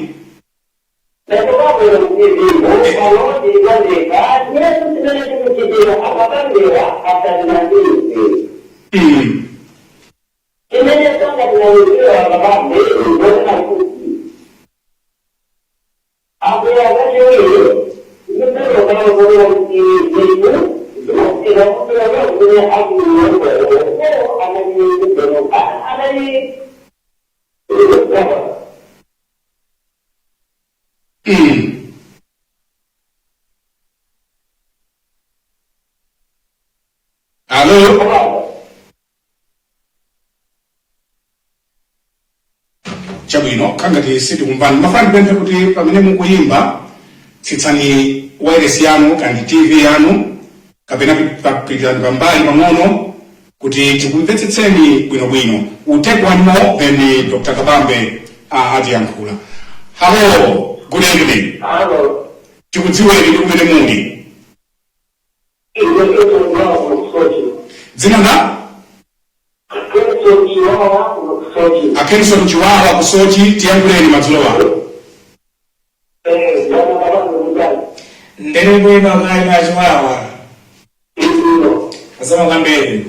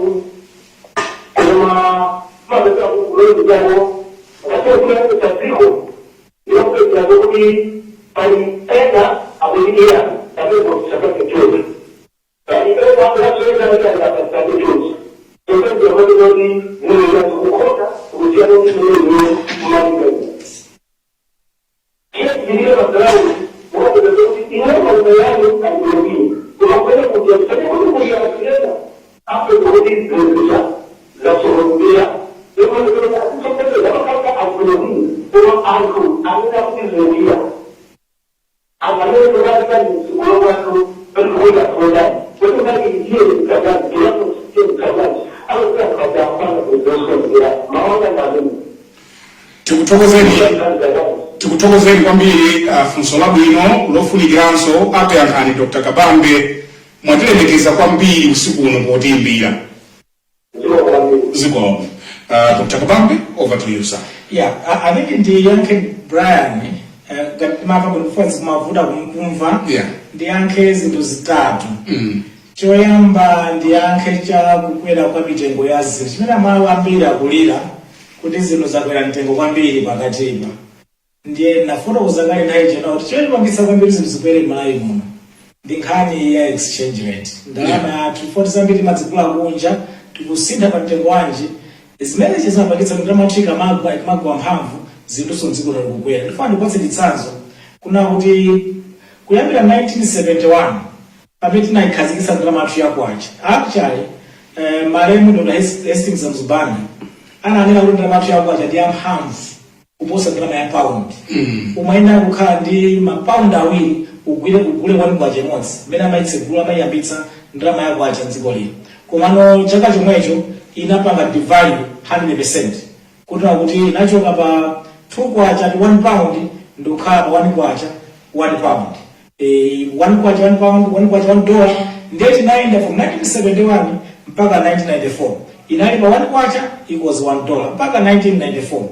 Kuma kutoka 1994 zaka zoyambirira za democracy 10 years zoyambirira from 1994 to 2004 ndalama yathu yakwacha inachoka pa 1 kwacha equals $1 kudzafika pa 152 kwacha equals $1 by 2004.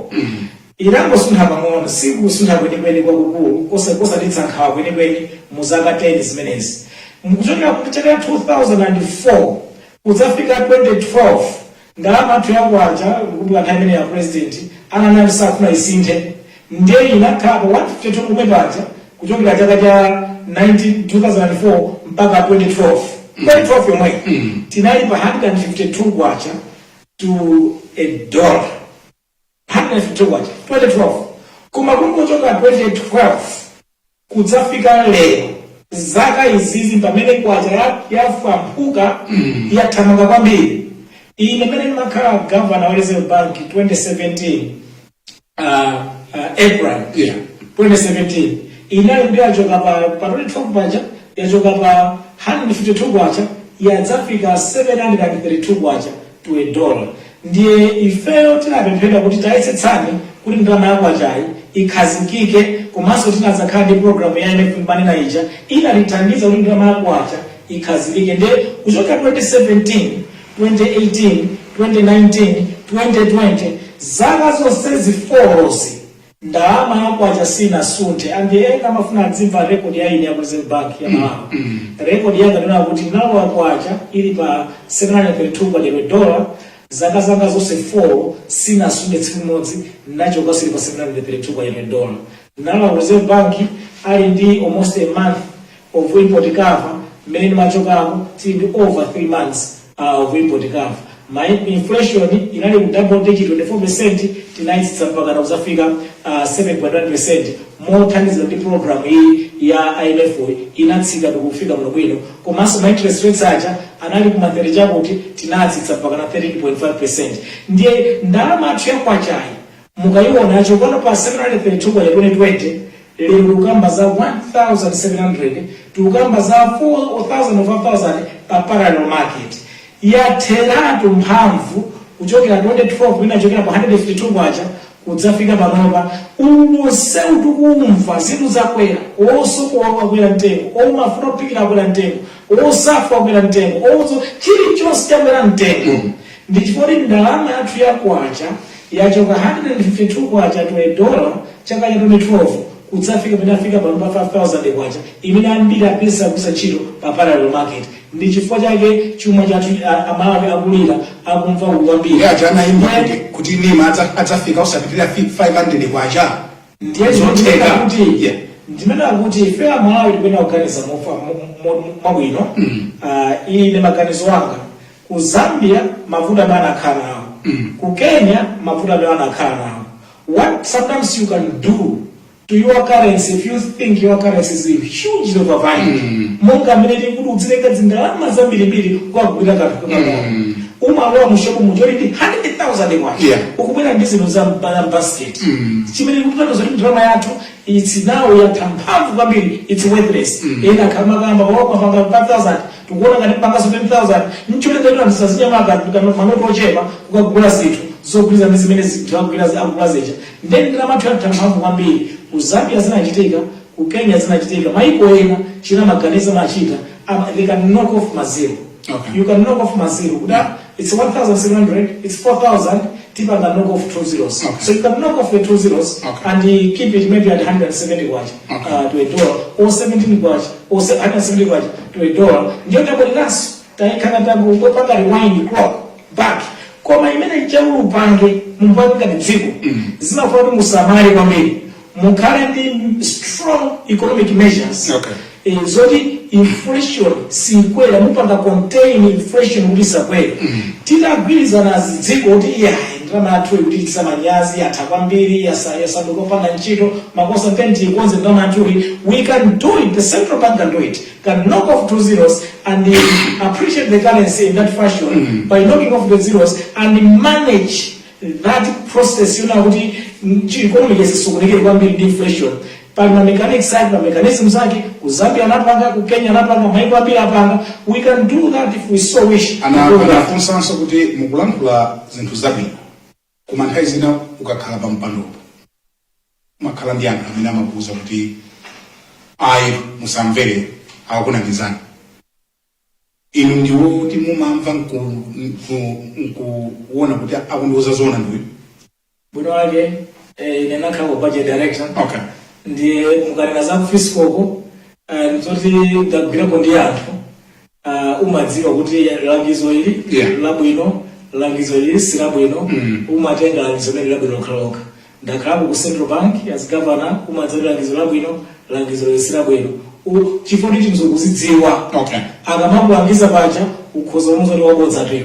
Komando wakati sukuzidziwa ndesimakuvuta. Economy yakulangiza sumazo kuti langizo ndilona labwino silabwino sumadziwa. Komando wakati munthu ukuchidziwa chinthu mwachitsanzo ineyo sinapangepo sinacheze ku patient sinapange udokotala ochiza munthu ndiye lero ndiyero nditenge ndilo mu theater kuti ndikamtumbule munthu ndimsokeso ndimkonze munthu ndichose sugar ndiye anthu azimuza tachekani apa ine sindikuzidziwa zinakubuza ndisingochekani mangocheka osazando andipakiseni ndizononke koma ndakati ndikudziwa ntchito ya operation ya munthu unakuza tichekani apa kuti iya sindingacheka pati tiwononga zinthu. Economy yathu.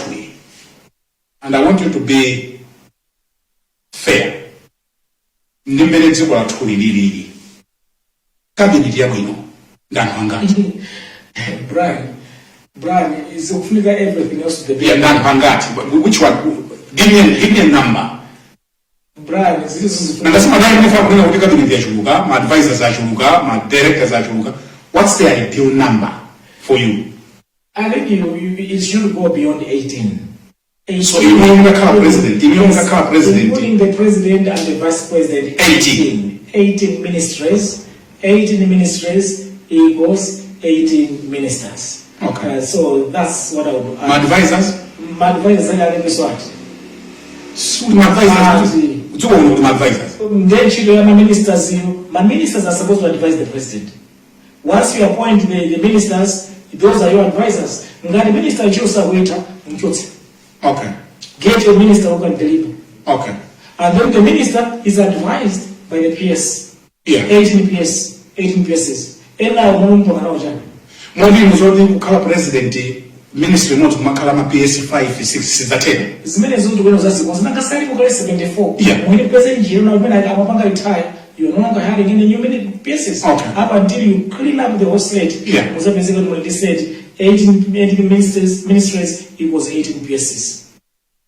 You need to do that. It's a tough one, by the way. Yeah. It's a tough one. Yeah. Ndita ngosakidokhala PS Foreign Affairs mu 2015 around October nditapita ku Foreign Affairs ndiye ndakapeza kuti ndangofika ku first week ndapeza anthu akuma airline akubwera ati ministry ano ingongoleza mbirimbiri anana maenda maiko akunja anazatenga malikirisana libiri amagalimoto wotagwira magalimoto anu simuna zalipire kuti titakukonzerani ama filling station woti ndingongoleza mbirimbiri munadzamwitsa mafuta simuna lipire ndipo mabwera mbiri aliyese what's ngongole at the time October 2015 we calculated ngongole zinafika almost over 2 billion kwacha ndamanager 2 billion is not money so titakuwapanga all my suppliers my service providers all sana libilido yani nditi tauna that kind of situation ndinapempha anduna ngathaimene DPS ndali anduna tinapita kwa president tikuta your excellency maiko amene ife tapita ngati my embassies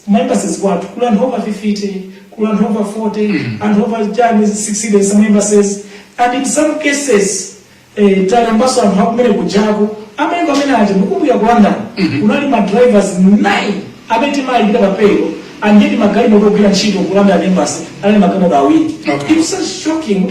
Nditi kulipira panja nosewa timaona nga 17 billion kwacha pachaka kulipira nosewa in foreign currency ndilano kuzitumiza magalipira panja mwezi 17 billion kwacha nditi nakapita kwa president ifeyo ngati Malawi tili kumaiko akunjawa ma mission for 5 good reasons. Number 1, tili kumene kuja chifukwa chona kuti maiko anamatithandiza ngati America, ngati Britain, ngati France, ngati Germany kuti azikira kutithandiza with the development assistance. That's number 1. Number 2, tili kumaiko amenewa nchoneka chona kuti tizipanga nawo ubale wa trade kupanga kwa export zetu kumaso kupita lisa zetu kutoka kumaiko amenewa. Chachitatu timafuna kuti azibona kuzipanga business sawa kuno foreign direct investments. Chachinayi timafuna ubale woendelana wa alendo kuti aziendelana ma tourists bwana dziko limene lija. Chomaliza mwina ngati ku India kuje foreign business ma patient ku UK US kupita ma students athu kaphunzitsire ukadalosena siyana ndiye pali zinazo zimene timafuna so tizizionika pa mabwana amene ndizo 5 zenizentili nazo kodi bwanji ku London tikhale down to 5 wina oyangana development assistance wina oyangana trade wina trade wina oyangana development assistance FDI wina oyangana nkhani tourism anachi wina oyangana zina zose plus ambassador. So 5 or 6 persons are enough to pass specific contracts with the deliverables so that parts as it was message tinapanga that recommendation and anandivumela president tinaweletsako anthu oseaja we downsized the entire foreign service tinachoka kuma 60 kuja down to 5 ma 45 down to 5 which billion ministry inachoka pa 17 billion down to 4 billion and that is what will be needed from September kuti tikachona chigwenji bill chimbecha kuida moja the only way is to restructure, re-engineer, downsize, trim, so that we can create fiscal space kuti tikalipira masalalewa tiguleso zipangizo za kuchipatala tiguleso mankhwala tiguleso zipangizo za maskulu tikonzereso misewu yathu tikonzereso mazipatala zathu tikonzereso nazo mase, because you just have to do it. If you can't do it palibe kuti tingapita kuna muli konse. Even a company mambo ya kupanga retrenchment kupanga restructure re-engineer business process support mmanena kutero ngati simusizo kuenderana mwenena kutero ndiye kungokuyankha mwachindunji kunena kuti izizi zinthu zotheka unoti mkuzokuza sezi chendo kupanga clean up and makandi. So iluza advisor advisor ndanakuti advisor zakhala minister ndi ntchito ya minister. Okay. Ndezinazo za advisors zinabwera kwanje ndemukafusa nawo mafuna advisors. Okay. Kuti uso mwali ba minister ntchito kuti ali small for the ministry mufuna nanje advice and ubwino wa enough ndakhala public service for 23 years ntakuchoka kumene ku college University of Malawi. The following week ndachita mwayi ndakapanga interviews ndili kale ku school. Okay. Ndeti nachita mwayi ndawembile kutengera nthawi yakala kalechi anthu amakulembana to even musana graduate anatile musana graduate certificate ukandakapatsa anatilemba ntchito in the public service as an economist. Position yambira ndikumakwera ndendapita ku agriculture ndapita ku office of vice president ku treasury EPMD ndapita ku health ndazungulira mose the foreign mose mujendeza ma advisors actually anamadandala mu civil service sikuona ma advisors mubali if you never chito tunje if you mwanatile patikupunga advice kuna makandidate papers and so nangale mukali paina nchero kene ndi amadandala. So that civil service actually you need to trim down nicely and motivate them very, very well and give them performance agreements and benchmarks. You would see the same civil service. Immediately, if you properly motivated with the proper performance management systems, that civil service can deliver. And then at the start of that, when I went to the Reserve Bank of Malawi in 2017, tinazivanga reorganize fangana loss ya 4 billion by 2017. Now let's sit down. Let's review our expenditure stream. Let's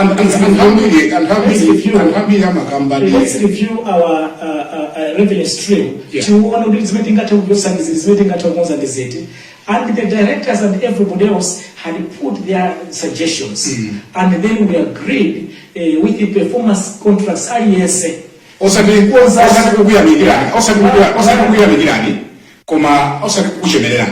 Koma what you are saying is true. And hambira manena kuti nthawi yakabambe kuno Reserve Bank tinanjoya. And I can tell you now kuti kunjoya manena maganizo I did more of listening from staff in the Reserve Bank.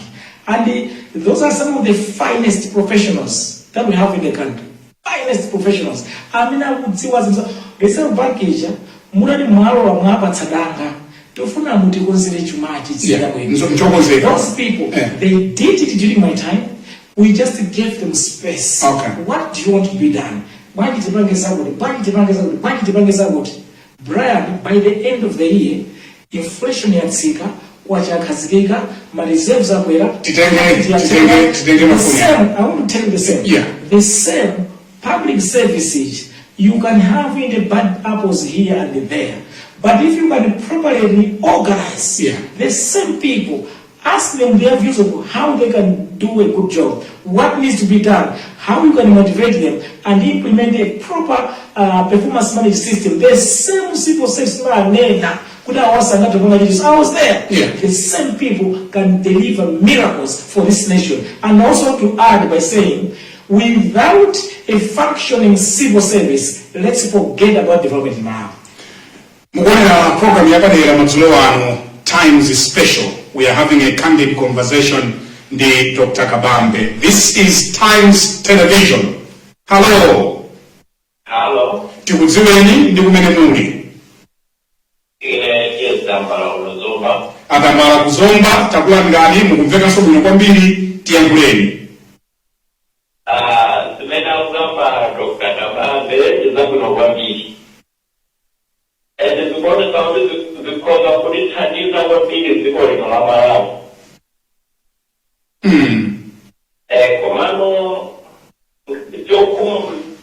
chimatikhumudwitsa kwambiri ndichonena kuti atsogoleri kwambiri amalonjeza chonchi koma tikawaika pampando pamapezeka kuti apita opanga mwina nzeru zawo azisiya zimene amatifotokozera monga ngati pano wachisazo amene alipo pano pawo anoti atipweteka kwambiri chifukwa anayamba ndi boza anatinamiza komano tikuona kuti Dr. Kabambe atagwiritsa bwino mfundo zimene abantu pano pasi kozothandiza komanso kukula dziko lino la Malawi. Chabwino. Ndithu. Tikuthokozeni kwambiri kuzomba kuti muli maso nthawi ino mwatilemekeza kwambiri. Zikomo 088-427-2000 mafuna kuti ndikabwerera. I want to tap your understanding pankania corruption. Yes. Corruption. Kodi corruption ayimwefa kuti bwanji. Komanso ine mazimvetsa bwanji. This is Times Television. Hello. Tikudziweni ndi kumene muli madzulo ano.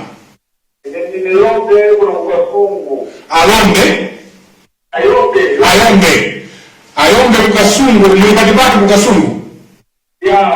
Muli patipati kukasungu.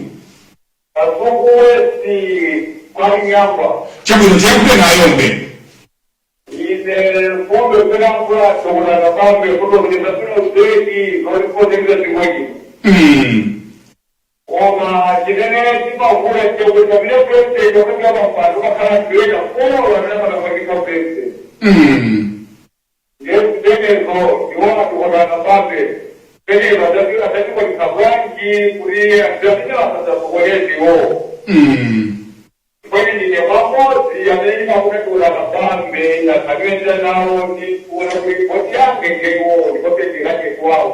Mukafonera Kabambe?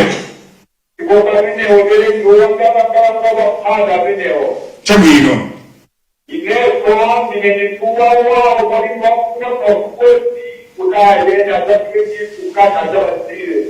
Kuna Kabambe munapatsana nawo ngapatsani mwana yakeni.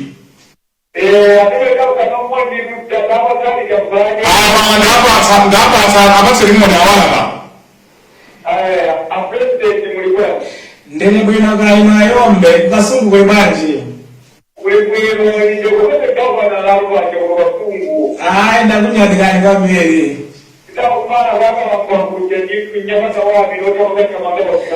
Ndiyo mwene wathamanga kwambiri background maziko kwambiri.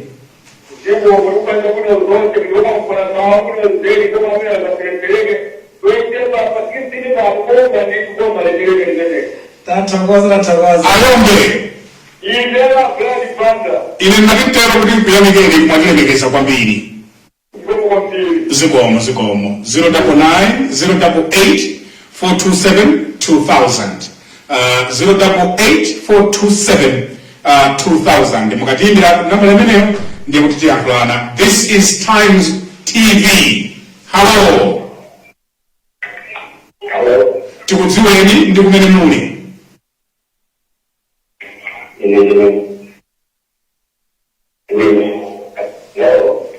Yande musamvereza pa TV zo tingolankhulana pa phone. Hello. Ndaswera kai tikudziweni ndi kumene muli. Achisuse Muzomba tiyankhuleni.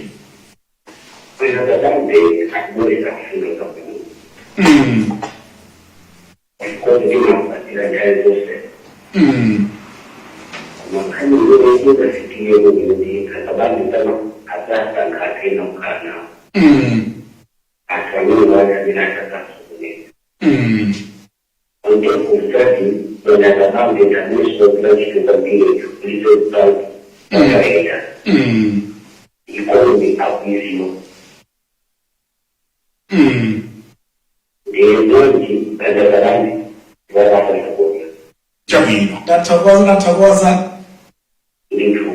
Tikufunirani madzulo abwino. Awo amanena kuti tathokoza ndi Akabambe amene. Munapatsa moni bali, munayankhulana nawo Akabambe? Apatsani moni lero yankula nawo ndapatsani moni. Ndaswera kaini kuzomba kuli banje. Ayi ndathokoza kwambiri ndathokoza. Zikoma kwambiri. Ndathokoza. Ayi mwatilembekeza kwambiri madzulo abwino kuzombako. Zikomo. Titenge foni yomaliza 088427 2000. Tunayamba we started with 6 minutes late. Ndiye tionjezera suka 6 minutes kuti tikhale fair nthawi imene munapatsidwa. Wireless yakanema ya Times. Hello. Hello. Wireless yakanema ya Times. Hello. Surprised I haven't heard any female. Akabamba kuti azimayi kuti azimayi mina wakuzokhala mayi. Hello. Tikudziweni ndi kumene muli. Dzina la? Hello. Line ya msiri kuno kwenkweni sindikumva ndiko konokera ndi mayunitsi 088427 2000. Times TV, hello.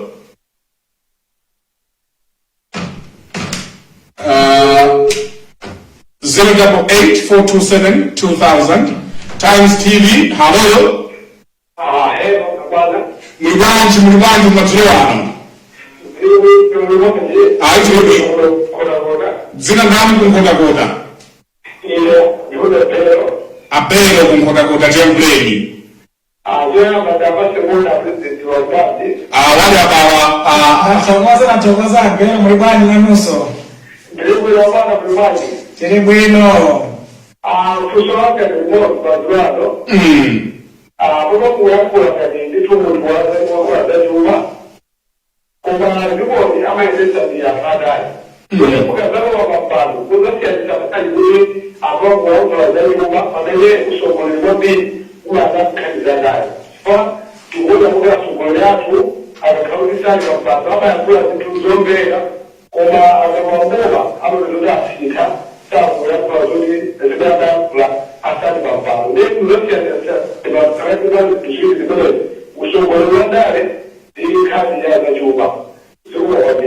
ndikuthokozeni kunkotakota kuti tili limodzi usiku uno.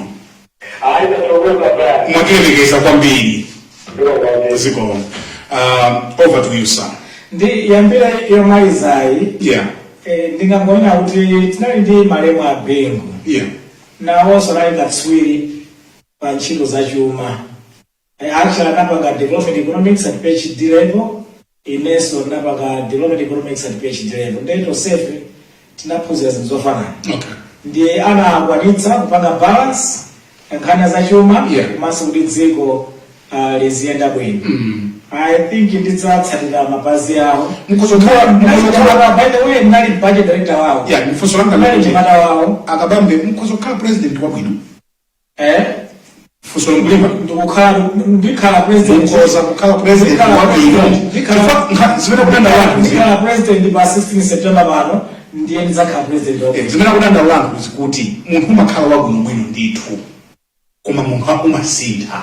Zimene kudanda wanu. Ine Brian. Nanenso ndikuchokera komweko. In the public service. Ndimakhala ndikuwamangiza azitsogoleri athu. Mukatapanga ichi, mutapanga ichi. Maganizo ena kumalandiridwa, ena osalandiridwa. Ndikumbukira maganizo ndakupatsa kale mbuyowa, wauti anthu abwere ku embassy 2015. Anthu ambiri aja anapita ku embassy atawina DPP masankho a 2014. Ndiye kuwathokoza nayo anthu mbwere ku embassy. Ine ndabwera technocrat, PS, anthu abwere. That was a tough decision. Yeah, it was a tough decision. My politicians. Politicians did like that. Of course, a president manager, he had put his foot down. So, time zina andale, amafuna zina zake, kuma you need to be very tough to do what is right for the country. Yes, menezo, tina zivanga 2015, ndili foreign affairs. Amenali yesa kutenga bonga ma 17 pano. akutenga boma mmene chuma chake chavunda. Tikunena kuti ngongole za boma zakula kwambiri, kuli dzimari zimbwe, ndalama chakwa chandiyosokonekera, ma interest rates mabanki mwasokonekera, chuma chavunda, fertilizer akugulitsa 100,000 ali maukanika kugula, kuli njala chokudya kulibe kudziko kuno. Ndi mavuto they are all over the place. Pafunika very, very tough decisions and economic measures to be taken from 16th September to sort out the cancer of this nation. Mavuto adziko la Malawi. Limenelo ndi ntchito imene kwa 16 pano. Ine am prepared and determined to take that path because that's the only path to sort out the problem for Malawi. Ndiye ine makhali kulangiza anthu sana mvera pazifukwa za ndale ndizazotero ine mzafunitsitsa tipange the right things for the country ncholinga kuti dziko lathu komanso funso ilili azembere mafusira ili ndimane mwafunse enawo analonjezapo ananamiza ine sinalonjezepo ndikuwanamizana so ine funso limakhala kwa ine misplaced chifukwa lidzipita kwa anthu amene analonjeza aja ananamizana. What are your views on the corruption? Corruption yafika povuta bwanji kuno ndipo IMF adazika kwa zimenezi. Is it part of what they have anyanyalira? Brad, I'm sorry, yes, nimbale once. Brad, corruption kumai kuno yafika posa usana. Zinthu zimakunda kunena, zinthu ziwiri zimene zinthu zitatu zimene zilipoteka kwambiri maimu. Number 1 ndi nepotism, tribalism, cronyism. Kusankha anthu maudindo poyang'anira kumene wachokera. Mmawa mosankha only on merit. Chimenechi ndi chinthu choyamba chimene kwambiri ndimakonda pera chisazo cha timu ya Manchester City. Kuti timu chayamba kuwina choyambirira amene apeze ma players abwino apeze coaching panel abwino.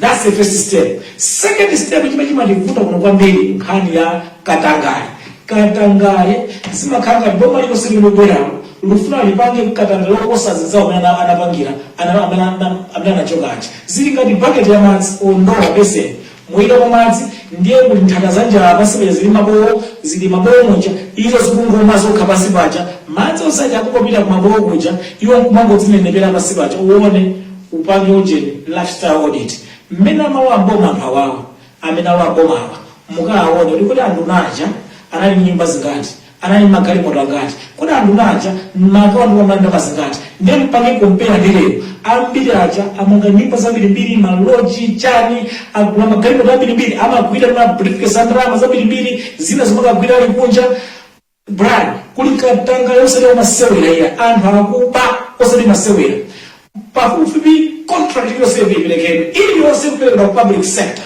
amakuza na kuti achimaenda kuwatsa ni contract tikupatsa na advance ya 20% ma 10% muri mwezi ife kuma kakupatsa yochicha athana nawo sakupatsa chiro chitose akoma masowiri 20% advance 10% muri mwezi ife pakuchiri chose chimechikupereka kuboma and fucking amati it's a criminal enterprise chifukwa ndo kuintakaza njala lero zikungofuna zitenge everything else from everywhere else and mavuto ake mazaja agatawasa akutsatsirika pasi paja aliyense mazaja akadika kumwa alibe china chilichonse then corruption iyi nkhani yakatanga yandivuta kuopsa and without sorting this cancer this country will not move forward an inch. The IMF some of the structural benchmarks amaika zimzuri tikonze timati public finance management measures zoda kuti ndalama zijazizienda bwino hapa tako zako za procurement hapa ngatako zimzoti medical zisamalira chuma cha dziko and so forth chapo and so forth ndiye ndikazimene zijazima ndokezera kuti zitseka kwa wacha ndeke kukana kuti ya ndikazipisa kuba tizikizebe ndiye ayo koma kuti mfuna muzipita kuba zipira zimezi zipira zimzanozo ife yose ikana our interview ya 2023 yes where you raised these issues yes do you feel like you could have been more vocal or do you sometimes feel like the command didn't oppose or do you think you could have said more or I don't know you saw this coming and you said chitaniza kuti But Brian, Yeah. anena kuti a president ali ma choices awiri, either akonze chuma cha dziko lino or aiwaleza chuma cha dziko lino alimbaniza campaign ya 2025. Yeah. Ndiye a president nakuza la president asankha za campaign izo sizimina zisazitsatira zisazitsatira. Iwo anasankha kuti ndizimba za campaign basi 2025. Nthawi yatithera titatha kukambirana zonse madzulo ano alipo amalawi amene sadagonebe mpaka pano akutsatira zimenezi ndi chidwi, and they are akakafika mu ballot muja pa 16 September mwamva kale adati yankhula ena zotere ampaka tikaponya voti amasintha. If you were given 2 minutes to convince amalawi za inu Dr. Kabambe, munganene kuti chani? Brian, ndifuna ndiyauza amalawi kupyolera kwa iweyo kuti UTM ikuonjeza zinthu zitatu. Choyamba, UTM ikalowa boma ifuna idzathetse nepotism, tribalism, cronyism. Ikufuna idzapange kusankha aliyense on merit, tidzasinthenso ndondomeko zonse za boma zosafunsa kuti munthu akuchokera kuti oyang'ana kuti kapena kugulumiza chipani chanji ungoyang'ana kuti ntchito iyi kuti ndi Malawi kuti angayigwire bwino ntchitoyi mcholinga kuti dziko lathu lipite patsogolo. Chimene choyambirira chimene ife a UTM mwadzina lathu United UTM tidzaonesa zimene tazipanga. Chachiwiri chimene ife a UTM tikulonjeza Malawi chona kuti once and for the first time tifuna tidzapanga root out corruption in all its forms and in nature. Chimene chocho tikudzalimbana mabowo onse amene akhala otsekuka zaka zonsezi tikudzatseka. Tidzapanga pre-inspection audit.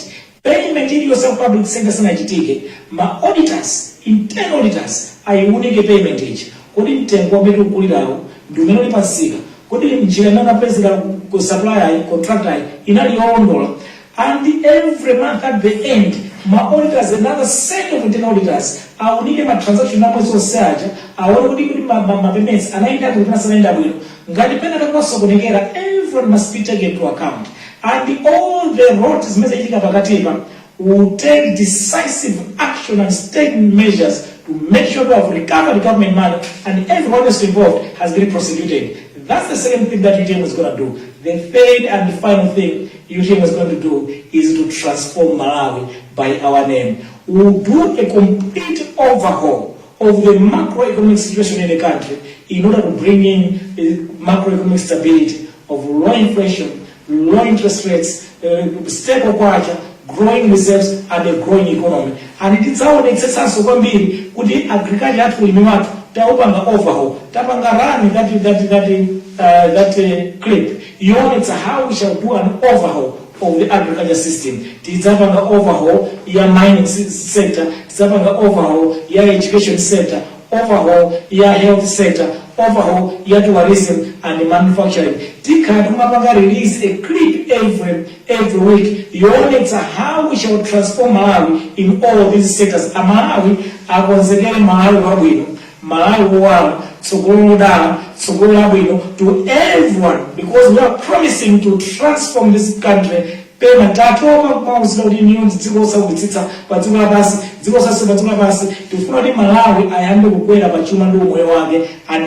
is our promise to all Malawians this night.